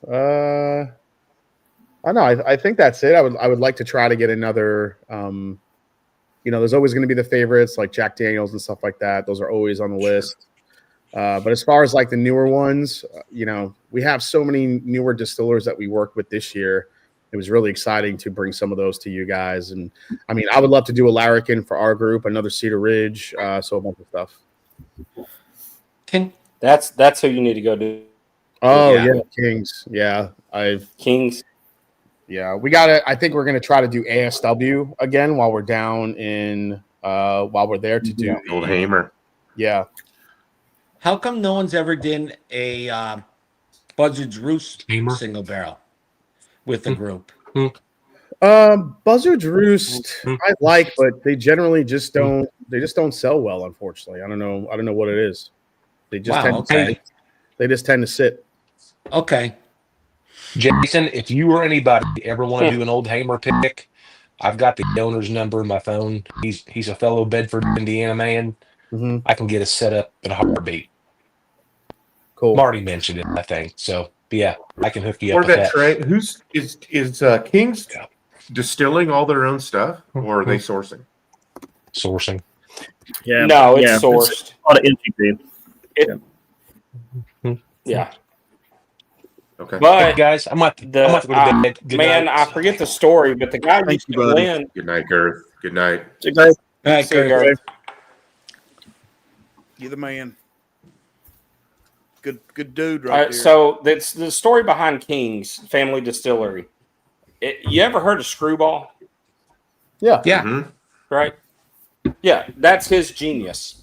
He's just a blend. Like, he didn't want to blend it, but that's what they commissioned him to do. We understand why. And but go ahead. then he started doing stuff for Jim Beam for a while, but he got to the point where he wanted to do stuff on his own. And I'm telling you, the price point on his bottles for what he's doing is insane. I love it. Like, I mean, I think he's one of the better blenders out there consistently every year. And you know, I drink quite a bit of it, so you know, I know he has some bottles that are meh, but most of them are on point, and the price point's good. And that's what I like about it. I mean, it's kind of like McBrayer for me. It's McBrayer's doing some great things at great price. Oh, McBrayer. You know? McBrayer is definitely on the list for next year. So, Yeah. So, but Kings, I mean, I think they're just a small family owned. Like, you walk in, and the barrels that they just received are sitting on the showroom floor. Like, I mean, that's how small they are. Like, so I'm like going over and reading the barrel codes, trying to see where they're from. You know, so I know they have an 18-year light whiskey coming out soon because they had one sitting there. You know, but I you know, I got their new high proof. It's a 10-year. I think Girth got a bottle. I think Roger really liked their Boo Rye. That Boo Rye with a cigar is insane. Boo Rye is so freaking good. Sexy. Yeah. You.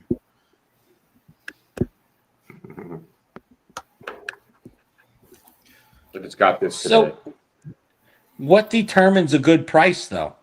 Of What price point are people looking for? Well, I think there's a couple Well, I mean, that Boo Rye. I was going to say, I think it's a couple. I mean, for me, the Boo Rye is. Go ahead. Go ahead. No, so the Boo Rye was $69, right? Their high proof was $99.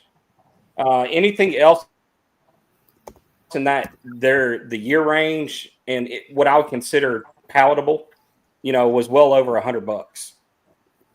You know, so I thought for the flavor profile for the years, it was a good. It hit me right, and I think McBrayer's is kind of the same way. I mean, you know, when you're getting some for $45-$50 and anything comparable is 75 to 80, you know.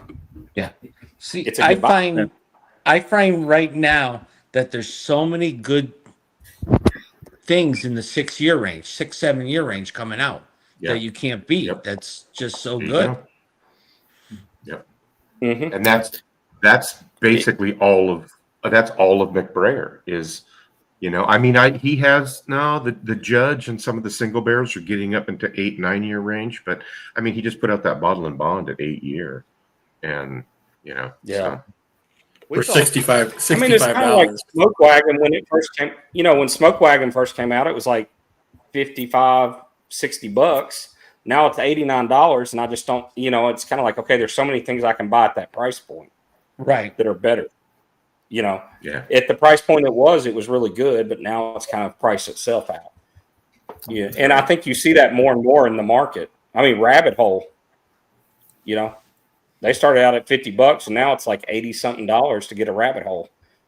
well, I think there's a bigger gap. I think there's a bigger gap of people want to pay for in whiskey nowadays. It's like they either don't want to pay more than $50 for a bottle, but at the same time they're willing to pay $200 for something that's allocated.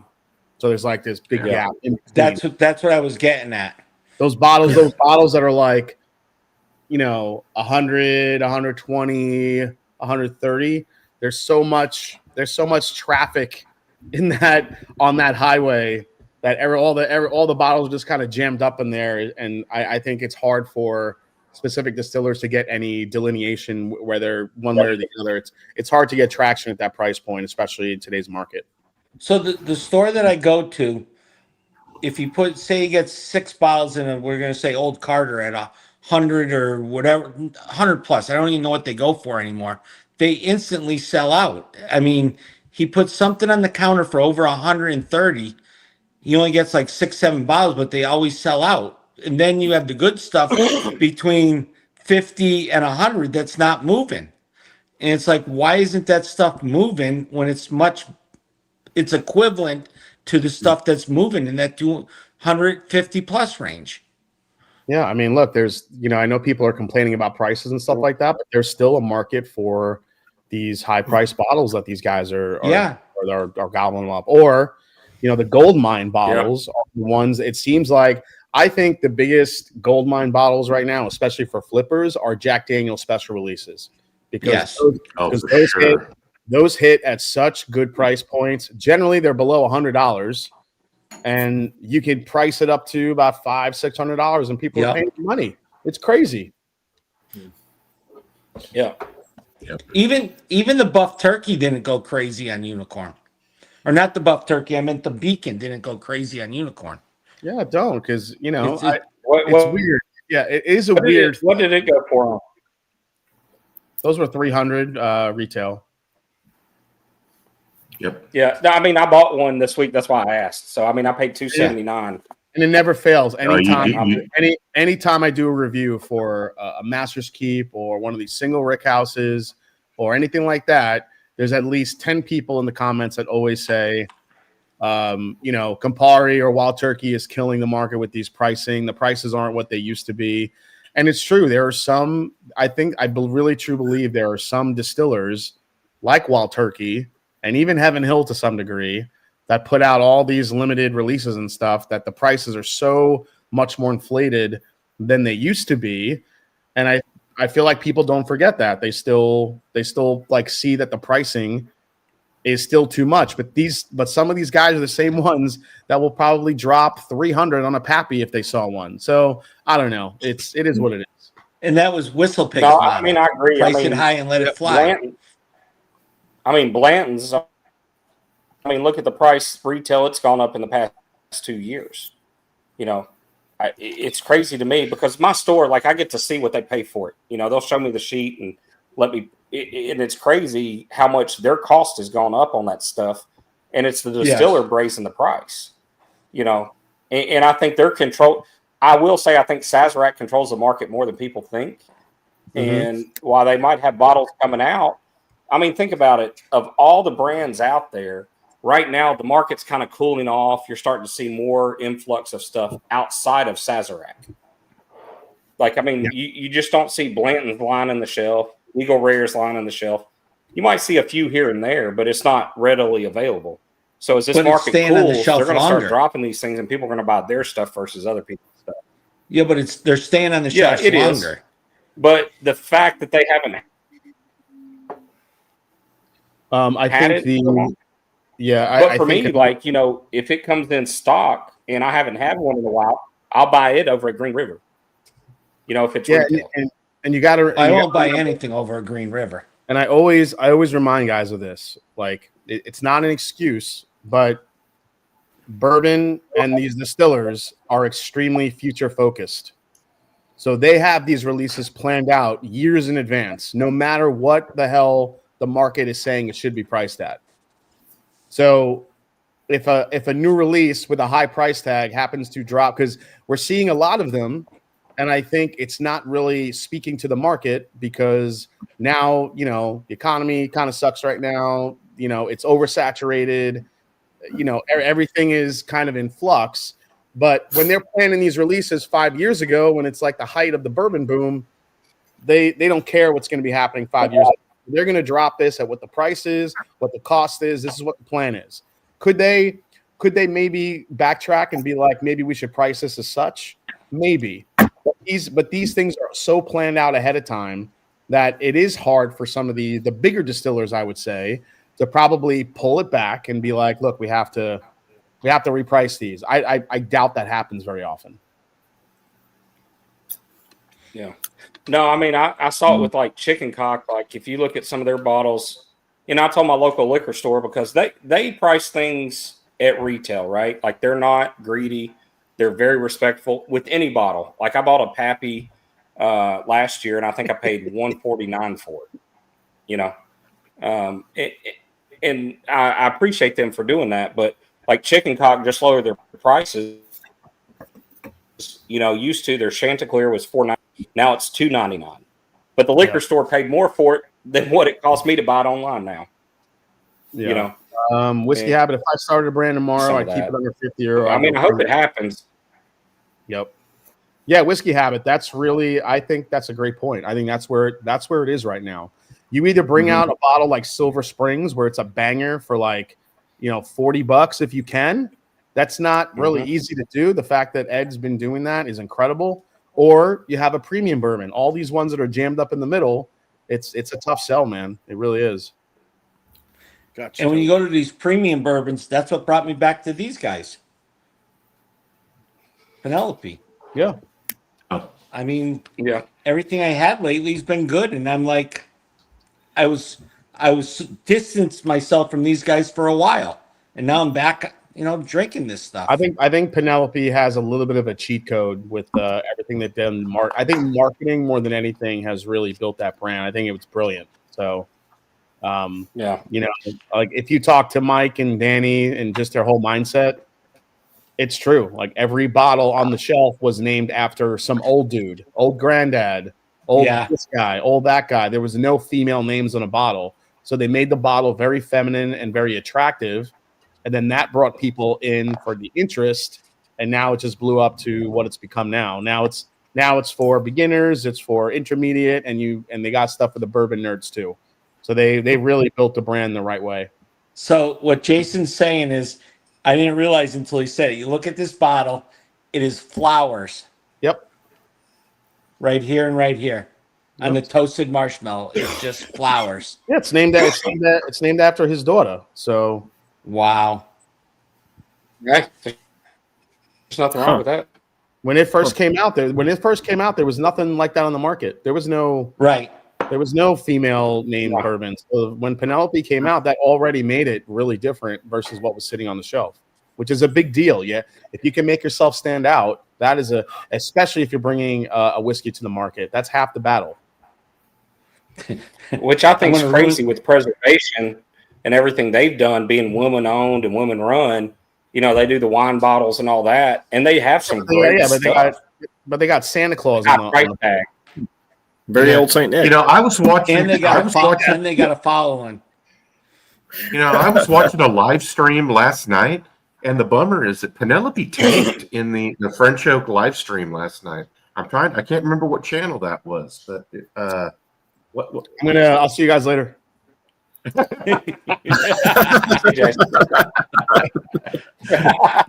I was, there were some surprises in that, and the Omega was one of them. I thought it'd be higher. For me too. And this does play into the fact that Penelope, to me, when you put it in blinds, it comes off young. It comes off younger. Like you could taste the youth in it. I know that Omega is what, 9 or 11 years old. Yeah. But it came off very youthy in that I couldn't believe the Charter Oak made it to, what was that, 4th or 5th place? Yeah. And that thing is 92 proof. Wow. I couldn't believe it. Yeah. I never had the a other Charter thing that Oak surprised me is I love PFG, but it was so far out in front, and I thought it would do well, but I didn't think it was going to. It wasn't even. You could see it in the glasses. It wasn't even close. It's the density and how thick and rich and the flavor it is. Like none of the other bottles even came close to what that had. Yeah. So I did a Penelope blind the other day with some people, and I will tell you, I picked the 10-year and the single barrel select, or the private barrel select, over the Omega. Wow. I mean, I don't. I will say with the private barrel, the private barrels are hit or miss depending on who picks it, what's done. But this one was really good. But the 10-year beat out the Omega, which was surprising to me. Mm-hmm. So I'm seeing the the gray label and the blue label, which is the toasted and the single barrel, I think from the estate collection. They're sitting. You don't find Omega, you don't find the green label anywhere. But you know, I didn't think that any of those I'd find them sitting. I thought people would be grabbing those up, you know, just for the collectible factor. So for the toasted, I will tell you this: the toasted I've had, I'm not buying it for the price point at all. I mean, there's so much better out there that's toasted. Michter's toasted. I mean, you're looking at the same price point. Yeah, but you got to find it's it. 10-1. I'm buying the Michter's if you can find it. Yeah, you know. But yeah, Marty said it. You're not just walking in a store and finding Michter's toasted sitting on there. That's the difference. When you're looking for a toasted whiskey, there's definitely more. Could be the one I tell people to get. There's definitely more on the shelf for toasted options. There's the Elijah Craig's and a couple of others, but Penelope is generally always there. Yeah. I mean, it wasn't bad, but for me, for the price, I think it's the price point. I think they're at their max with their price point. You know, I think they're not out of range like some people are, but they're right there at it. I actually buy the Penelope toasted rye so I can make black Manhattans with it. It's a perfect great cocktail. It is. That's actually not bad idea. It's really good. And I learned that at Michter's, but I'm not making cocktails with Michter's toasted. No, I'm not making cocktails. I mean, I'm seeing that. I mean, I might be a little toasted fan right here. You know, sorry, this is one of my favorite bottles. That's actually, yeah, the Peerless Toasted is probably one of my favorite toasted products. Yeah. It's really good. That's a good one. Have you had this year's toasted rye though? No. Oh my gosh. So when we went to we went with Trey for his 50th birthday to the distillery. We did a tasting. The toasted rye beat everything they gave us, dude. It was insane. Trey bought it, so I didn't, because you can only buy so many. And I bought that one. He bought the rye, and man, it's a great bottle. Now, granted, I mean, you're paying a lot more than what you pay for the Penelope, but $100 bottle. Yeah, I actually bit the bullet. I got a George T. Stagg 2025 today because I found someone that was willing to sell it to me for a decent price. Is toasted or fad, or will the industry eventually move on? I think toasted has become a staple in bourbon. I think it has. I think toasted is one of those things that's going to stick around, and I think people are now toying with different toast levels. So you get different levels of toast, different flavor profiles. I feel like there's more you can do with that rather than like an Amburana or a Tokai or finishes that seem to be a flash in the pan and then go away. Toasted's a good thing for somebody that's new into whiskey, that's been trying just some regular stuff and want to try something just another step up. Yeah. Some proof. I think toasted's a good way to go. And I don't think it's going to go anywhere. Yeah, I don't think it's going anywhere too. I don't think it's going anywhere either. I mean, I hope not, because it's probably my favorite. That's why I'm drinking it tonight. Trey likes his bagels toasted, baby. I do. Look, sour mash and it's toasted. I'm in. Whiskey Habit says, guys, I do not like Amburana. Well, I mean, some folks love it. I hate it. I hate it too. I can't stand it. It got so overdone. It is what it is, though. So, hey, did you ever have the Fiddler Amburana? Yes, we picked one. That was the only Amburana selection we ever did. So it was a third. I think it was a third fill. I think it was a third fill Amburana barrel. Dude, so my local store, they told me to buy that bottle. And I was like, I hate Amburanas. I don't want it. She goes, no, you need to buy this. You'll like it. And it's the first time I've ever trusted her, because the new owners, I was kind of like, I don't know if I trust your palate. But I bought that bottle, and since then I've owned two more that I found. Dude, Jared has I don't know. Jared has one Amburana barrel that's sitting in his rick house, and it fucking stinks. I could smell it from the front of the damn brick house.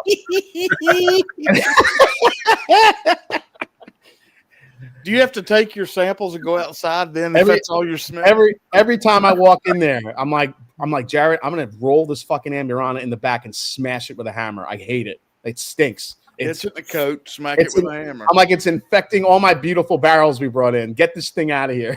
God. By the way, if you ever fly in Atlanta, Fiddler has their own restaurant where it's just their bourbons and whiskeys. They do flights and everything. Just saying. It's in the A terminal.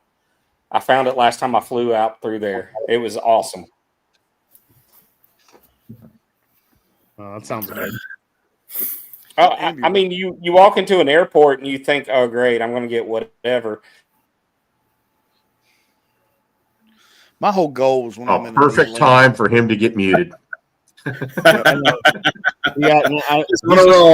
He's just frozen. Oh, and there he goes. I kicked. There you go. And he's back. There you go. He did that himself. I didn't do that. I actually did the first one, brought him back, and now he's gone. Wait a minute. Well, is he back? Yeah. There he comes. And we're back with Corvette Trey on the ones and twos. Oh, he's not again. Welcome to WQ. I don't give a shit tonight. Is somebody using all the internet in his house? Is somebody like watching Netflix? What's going on? That could be happening. Yeah, could be happening. Oh my God. Oh man. Toby, what do you got there, Marty? I give up. This whole old hammer is, man. So tell me about Old Hammer. Is that mostly MGP stuff? It's a 99% corn, 1% malted barley, and I think it is it MGP, Toby? Hell, I reviewed it. I did know that at one time. Yes, filled and bottled in Indiana. I don't have that bottle, but I've got 3 or 4 Old Hammers. And hold on a minute. Distilled and bottled in Indiana, West Fork Whiskey Company, Westfield, Indiana. So are they distilling their own? I'd have to look that up. But I might have found me a little butterscotch bomb here. Uh-oh. So Trey, when'd you get the tenement on wheels? With your moose mug. You like that? Yeah. That there's an RV. It's a good looking vehicle, ain't it? Looks so nice parked in the driveway. Yeah. Old Hammer sounds like every year we have and Trey will be a part of it. We have people over in December and we put up a fire pit and a screen outside and we watch Christmas Vacation. We don't serve eggnog though. Maybe we should. Shitter's full. Yeah. Gonna have to start. Yeah. It's the trailer park rash. If anybody wants to join. Top Dog had to bail. Renee was having some travel concerns. He wanted me to tell everybody thank you and thanks for having him. Travel concerns. What does that mean? I don't know. Something's going on. But she in a car? She in a car and she on a plane? I'm sure it's a plane. She's up in New York, I think. Okay. I love it, Daniel. Shitter's full, Clark. Here's some Old Hammer. Oh, just wait. Smack it with a hammer. If I come on stream for Christmas, I'm gonna have on a Dickie. Don't worry. Oh God. Well, maybe you can find a stream that'll let you on. I mean, hey, I suckered you into it. That's right, you did. Fell for it. Jason, did you crack that stag, George T? The new one? Yeah. I haven't gotten it yet. I just bought it today. Yeah. He's sending it tomorrow morning, so we'll see. Once I get it, I'll crack it and see how it is. Do you have last year? Is that the B, Jason? What's that? Is that the Stag B, 25B? No, it's the George T stag. It's the George T stag. I'm sorry. Yeah, no. Okay. Oh, Jason, do you have last year's? Yes, I do. Okay. Yeah. I'm curious how it compares to that one because I thoroughly enjoyed last year's. Yeah, I'll be able to compare, and I wasn't paying $1,800 for the freaking Colonel Taylor. Fuck that. But I think Cam was giving me samples because I think he's sipping all of them tonight on his live. Doing it right now. He just got them all today. So.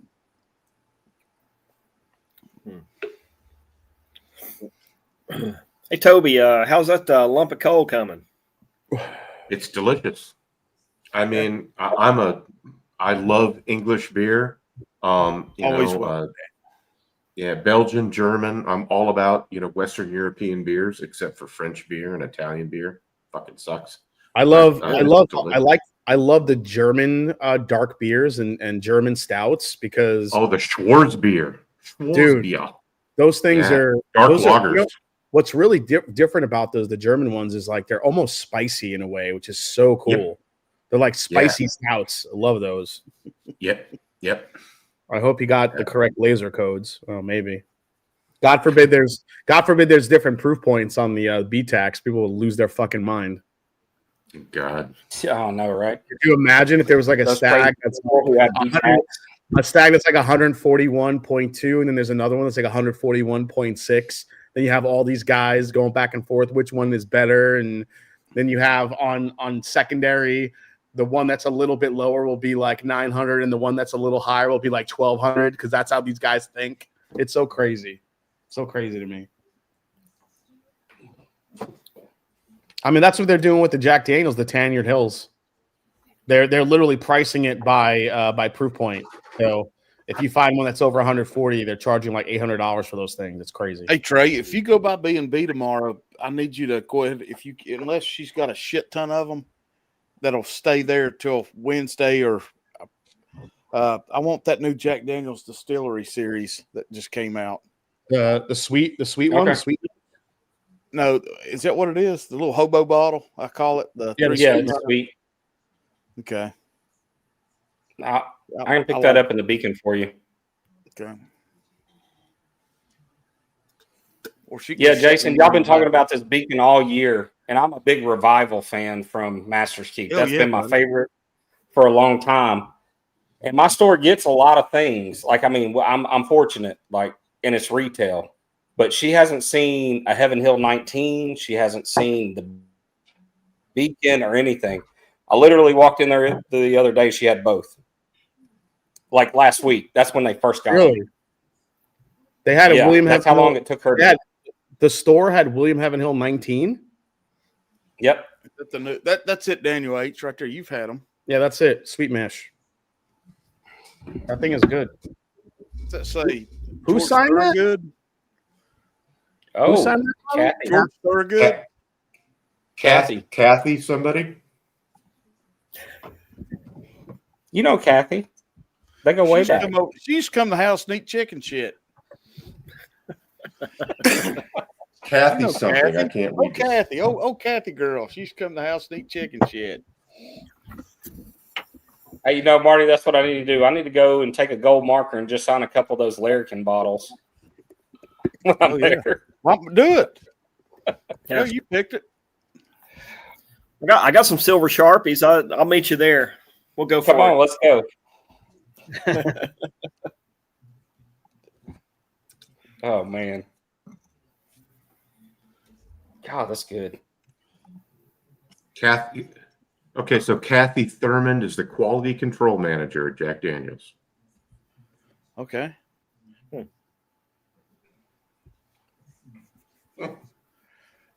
Toby got the bottle signed at the Gentleman's Club. I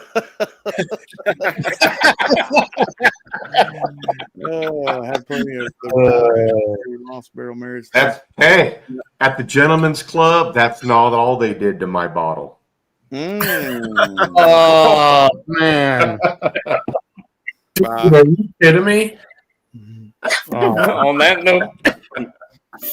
He didn't go to the Gentleman's Club in the daytime, did he? Because that's the worst. Don't do that. I know, right? No, he got the shrimp and tuna buffet. Yeah, you can't unsee that. Oh god. Yeah, that's when he's dancing with the girl on crutches and a broken ankle. That's right. That's when you go for the lunch buffet and it doesn't. Trying to hand her $20. She's trying to stuff it in her cast. Oh my god. Oh my gosh.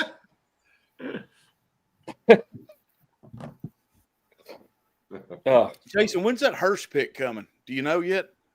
Oh, yeah. Again, that's been delayed too. We're just waiting for Bob. I'm not sure why all the delays. I'm not sure if it's weather related or I don't know what's going on, man. But yeah, that's going to be through Keg and Bottle, that one.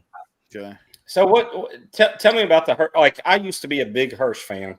Their sherry finish that they did, I really loved. But the last year or two, I've just kind of fallen off the wagon with them. I haven't bought a single thing from them in a while. Because where I'm at, I get to taste them before I try them, before I buy them. Oh, okay. Well, so they're using Willet mash bill. Most of their stuff is Willet distillate. But the problem is that their stuff there, when they're putting out 12 and 10-year stuff, has now gotten younger. And I think that's why it's fallen off the map a little bit. Maybe that's what it is. Yeah, because one of our local stores, not the one I go to, but another one, I mean, typically they do pretty good. They did a couple of picks, and I mean, dude, it wasn't worth $20. Yeah, I mean, it was that white label. It was not good. No, it wasn't. They sent us 3 samples, and 2 of the 3 were undrinkable. We hated it. Okay, so it's not just me. Good, I'm glad to know that. Yeah, the one that we picked was actually really nice. It had like that Willet, to me gets like a really nice raspberry note if you find a good one. This had that with a little bit of the darkness from the double oaked, because it's a 7-year. It's not super old. I actually sent it out to Nathan Jurgensen out in California because apparently there's a lot of Hirsch around him. He's tried a bunch of different single barrels. So because Scott and I haven't had a lot of them, or if any at all, there was nothing to gauge it off of. So I didn't know if this was a good one or if it was mediocre. So I sent it out to Nathan, and he told me that he's like, it's not the best one I've had. He's like, but this is definitely a better than what's been out there. So we grabbed it. Yeah. So for me, I mean, when I think of Hirsch right now, it's kind of like Rare Perfection that are 10 and 11 years. I'm just kind of like, meh, whatever. But Rare Perfection 15 year is a banger. Like it's amazing. Those Hirsch double Trey can tell you, those Hirsch double oaks from a couple years ago were just flat out purple top. Oh yeah, killer, man. Yep. I've got one left. Yeah. But yeah, that thing. Yeah, but they were like 10 years old, weren't they? Yeah, they were. I think minimum 10, like 10 to 12. I think is what it was. Hey, see, when I had those, I mean, they really turned me on to them. And then I'm a big sherry guy, so I tried their sherry cask, and it was fire. I mean, I really enjoyed it. And then this past year or two, the couple I've had, I was kind of like you, Jason. I was like, this is not good. Like it's not. And they wanted like $59 for it, and I'm like, dude, this isn't even a $20 bottle. Yeah, I was getting that. I was getting like that Sharpie marker note on a lot of the Willet, which apparently is the thing. It's a thing that people get on it. But and that's why I needed like Scott and I needed another perspective, because we just haven't had enough of them to be like, is this good, or is it just we think it's good because the other 2 were so terrible? So that's why we sent it out to Nathan just to check, just to double check if he thought out of all the ones that he's had if it was good, because again we didn't want to bring anything to the group that was not as good as we think it was. So. I'm all about Glen Scotia. So now I don't know a lot about the Willet Purple Tops. Aren't they all like single barrels? Yes, but they actually are releasing a small batch. Okay, so I'm seeing the small batch. Do we know anything about it? I just saw it starting last week. Yeah, actually, somebody sent me something on it. I'll pull it up. I can tell you all about it. Yeah, give me a second. Yeah. Okay. I figured that might be like an entry point for me into some Purple Tops. Yeah, so they have a new small batch bourbon release. It's 72 corn, 13 rye, and 15 barley. And another, so it's a blend of 2 recipes. And the other recipe is 52 corn, 38 rye, and 10% barley. Each batch consists of roughly 50 barrels, selected and mingled to balance flavor and complexity. The whiskey enters the barrel at 125 proof, and it's bottled at cask strength, meaning the final proof will vary by batch. Age? I'm looking. Hold on a second. Will it represent? Okay, yeah. Blah, blah, our family story. Blah blah blah. Fuck you. Bespoke, special. Blah blah blah. All right. So here's what's scary about this this whole press release. There's no mention of age and there's no mention of price. Yeah. Wow. Now, Toby, you said you've seen the small batch around. Have you seen a price point on these? Yes, but don't ask me at this point in the evening to remember what that price point was. Yeah, it was. I'll say this: it wasn't prohibitive, or I would remember that. Yeah, and I'm guessing because it's a Willet and because it's a purple top, it's actually not going to be that old. So, and part of the other thing is at the same time that was being offered to me, I was being offered the Four Roses LE and the Russell's Reserve CNE. So my intention was, you know what, Toby, if you come across one of those small batch Willets, let me know. I actually would like to. Yeah. I would actually take a flyer and try it. I'll try it. I'll be out tomorrow. And, yeah, let me know. That would be a good thing, just to. Inquiring minds want to know. That'd be a good thing for the community. Yeah. All right, guys, I'm going to hop off because I got to pack up some stuff to ship out. So I will talk to you guys soon. All right, buddy. Good night, Jason. Thanks for jumping on. Hey, Jason. Later, folks. Later, guys. Nice to see you. Buddy. Later. Jimmy, I thought. All right. So I'm moving Evergreen, on. that might be a good place. I've left English beer, and I'm now drinking a Beta Brewing Office Party, which is their holiday. A Bita, ABITA, yeah. And this is their holiday stout. So you went full south. Okay, good job. Good joke. Where is a Bita? I don't know. They're Louisiana. Yep, they're down in Louisiana.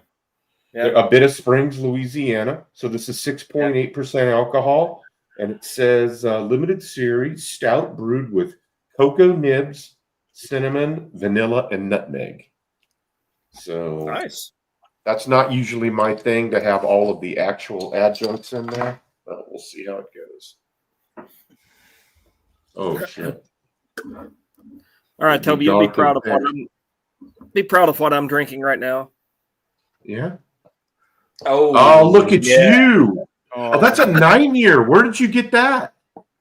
Don't say it if it's where I think it's from. I have no idea. It just appeared. Yep, you're forbidden. You're welcome.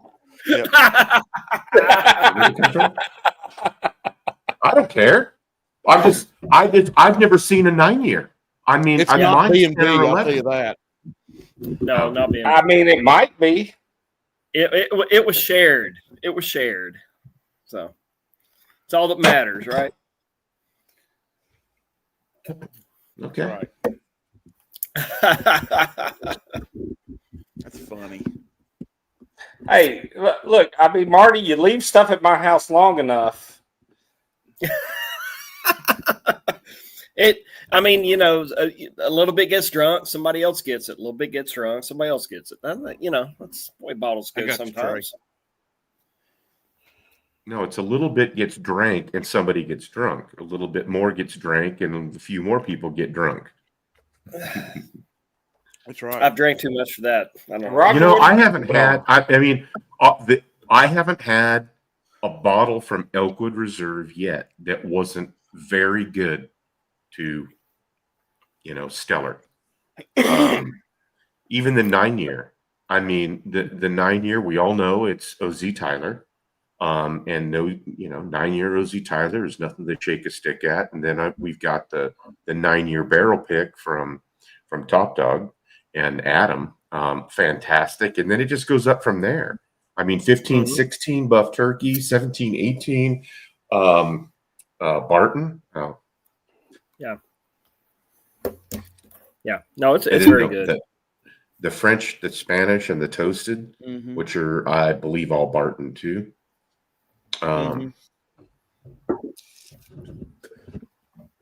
Has anybody had any of the Rebecca Creeks lately? Who was pouring had that some last recently? night, or night before? Maybe that. Okay, was that you, Marty? Was pouring that? Yeah, Or maybe Roger. Roger, have you poured that lately? I did the other one. It's sitting right there. I don't know. I think I shared it with somebody. I think I sent somebody a sample, maybe with Marty.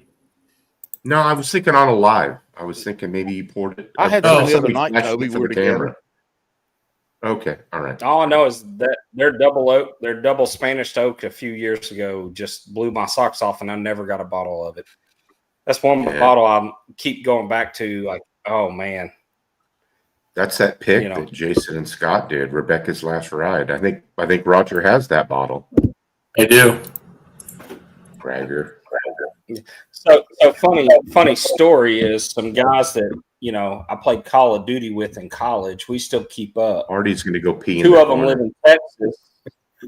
Two of them live in Texas, and one of them bought 2 bottles of it for me.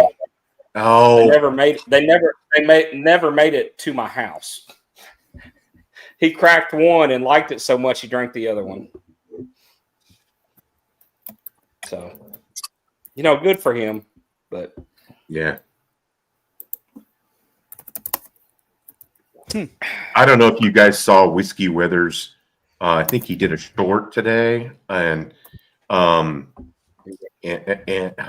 forget what the gist of the short was, but he was sitting there in front of his lamp the leg lamp from Christmas Story. Yeah. I want one of those so bad. I love that movie, dude. They're you can go online. They're not, but you got to get the full size one because there's some. No, I want the full size one, and I'll spend money on bourbon, but something like that, I just don't spend it on. Yeah. That's a miniature. It doesn't count. The hell it don't. And he look. I'd rather spend money on this and this. Yeah. I'm excited about that beacon, but I'm scared to open it because if it's like the Revival, I killed the Revival. I mean, once I opened it, I couldn't quit. All right, it's time to give away some. Let's spin this wheel. Let's do it. All right. Let's shuffle. Roger, how many times? Hold on. All right. I don't see my 4 entries in there. Who'd you tell me for? My 4 should go to Big Vic. No, you're right. I'm sorry. You're right. Yeah. Okay. All right. Yeah, they're there. Okay. Roger, how many spin or how many shuffles? No. Girth. Three. 1, 2, 3. Good luck, guys. Thank you so much. Thank you, Roger. For both bottles. Let her rip. Oh, so this is a single spin? Roger! How about that? Boom. I worked that out just right. Damn, you nailed that. Yeah, you did. Hell yeah. All right, guys, everybody watching, thank you so much. Next week is Thanksgiving. We will not be live. We'll see you in a couple weeks. You might see us Wednesday. We'll have to figure something out. Don't know how much madness we'll get into over at the Boyd house, but we'll see what happens. Can't promise anything. We'll see. We'll definitely keep you up to date on what's going on. So, Toby, take us out. Hey, wait, before Toby does that. Go ahead. Toby, have you ever had this? Not by that label, but I think I've had Hofbrau. That's beer, but I don't. Yeah, Hofbrau does make good beer, and they make good Oktoberfest. This is their Fest beer, which is their holiday beer. It's 6.1% alcohol. I didn't drink it tonight because the other 2 beers were 11% and 10% alcohol. And then I'm like, okay, fuck this. I'm going to whiskey. So quitter. That's right. Guys, stay right here. We'll be back. Guys, thanks All right. a lot. Toby, take us out. Whiskey may not solve all your problems, but it's worth a pint. It's right. It's worth a pint. Cheers, everybody. And have a great Thanksgiving, everybody. Cheers, everybody. Cheers.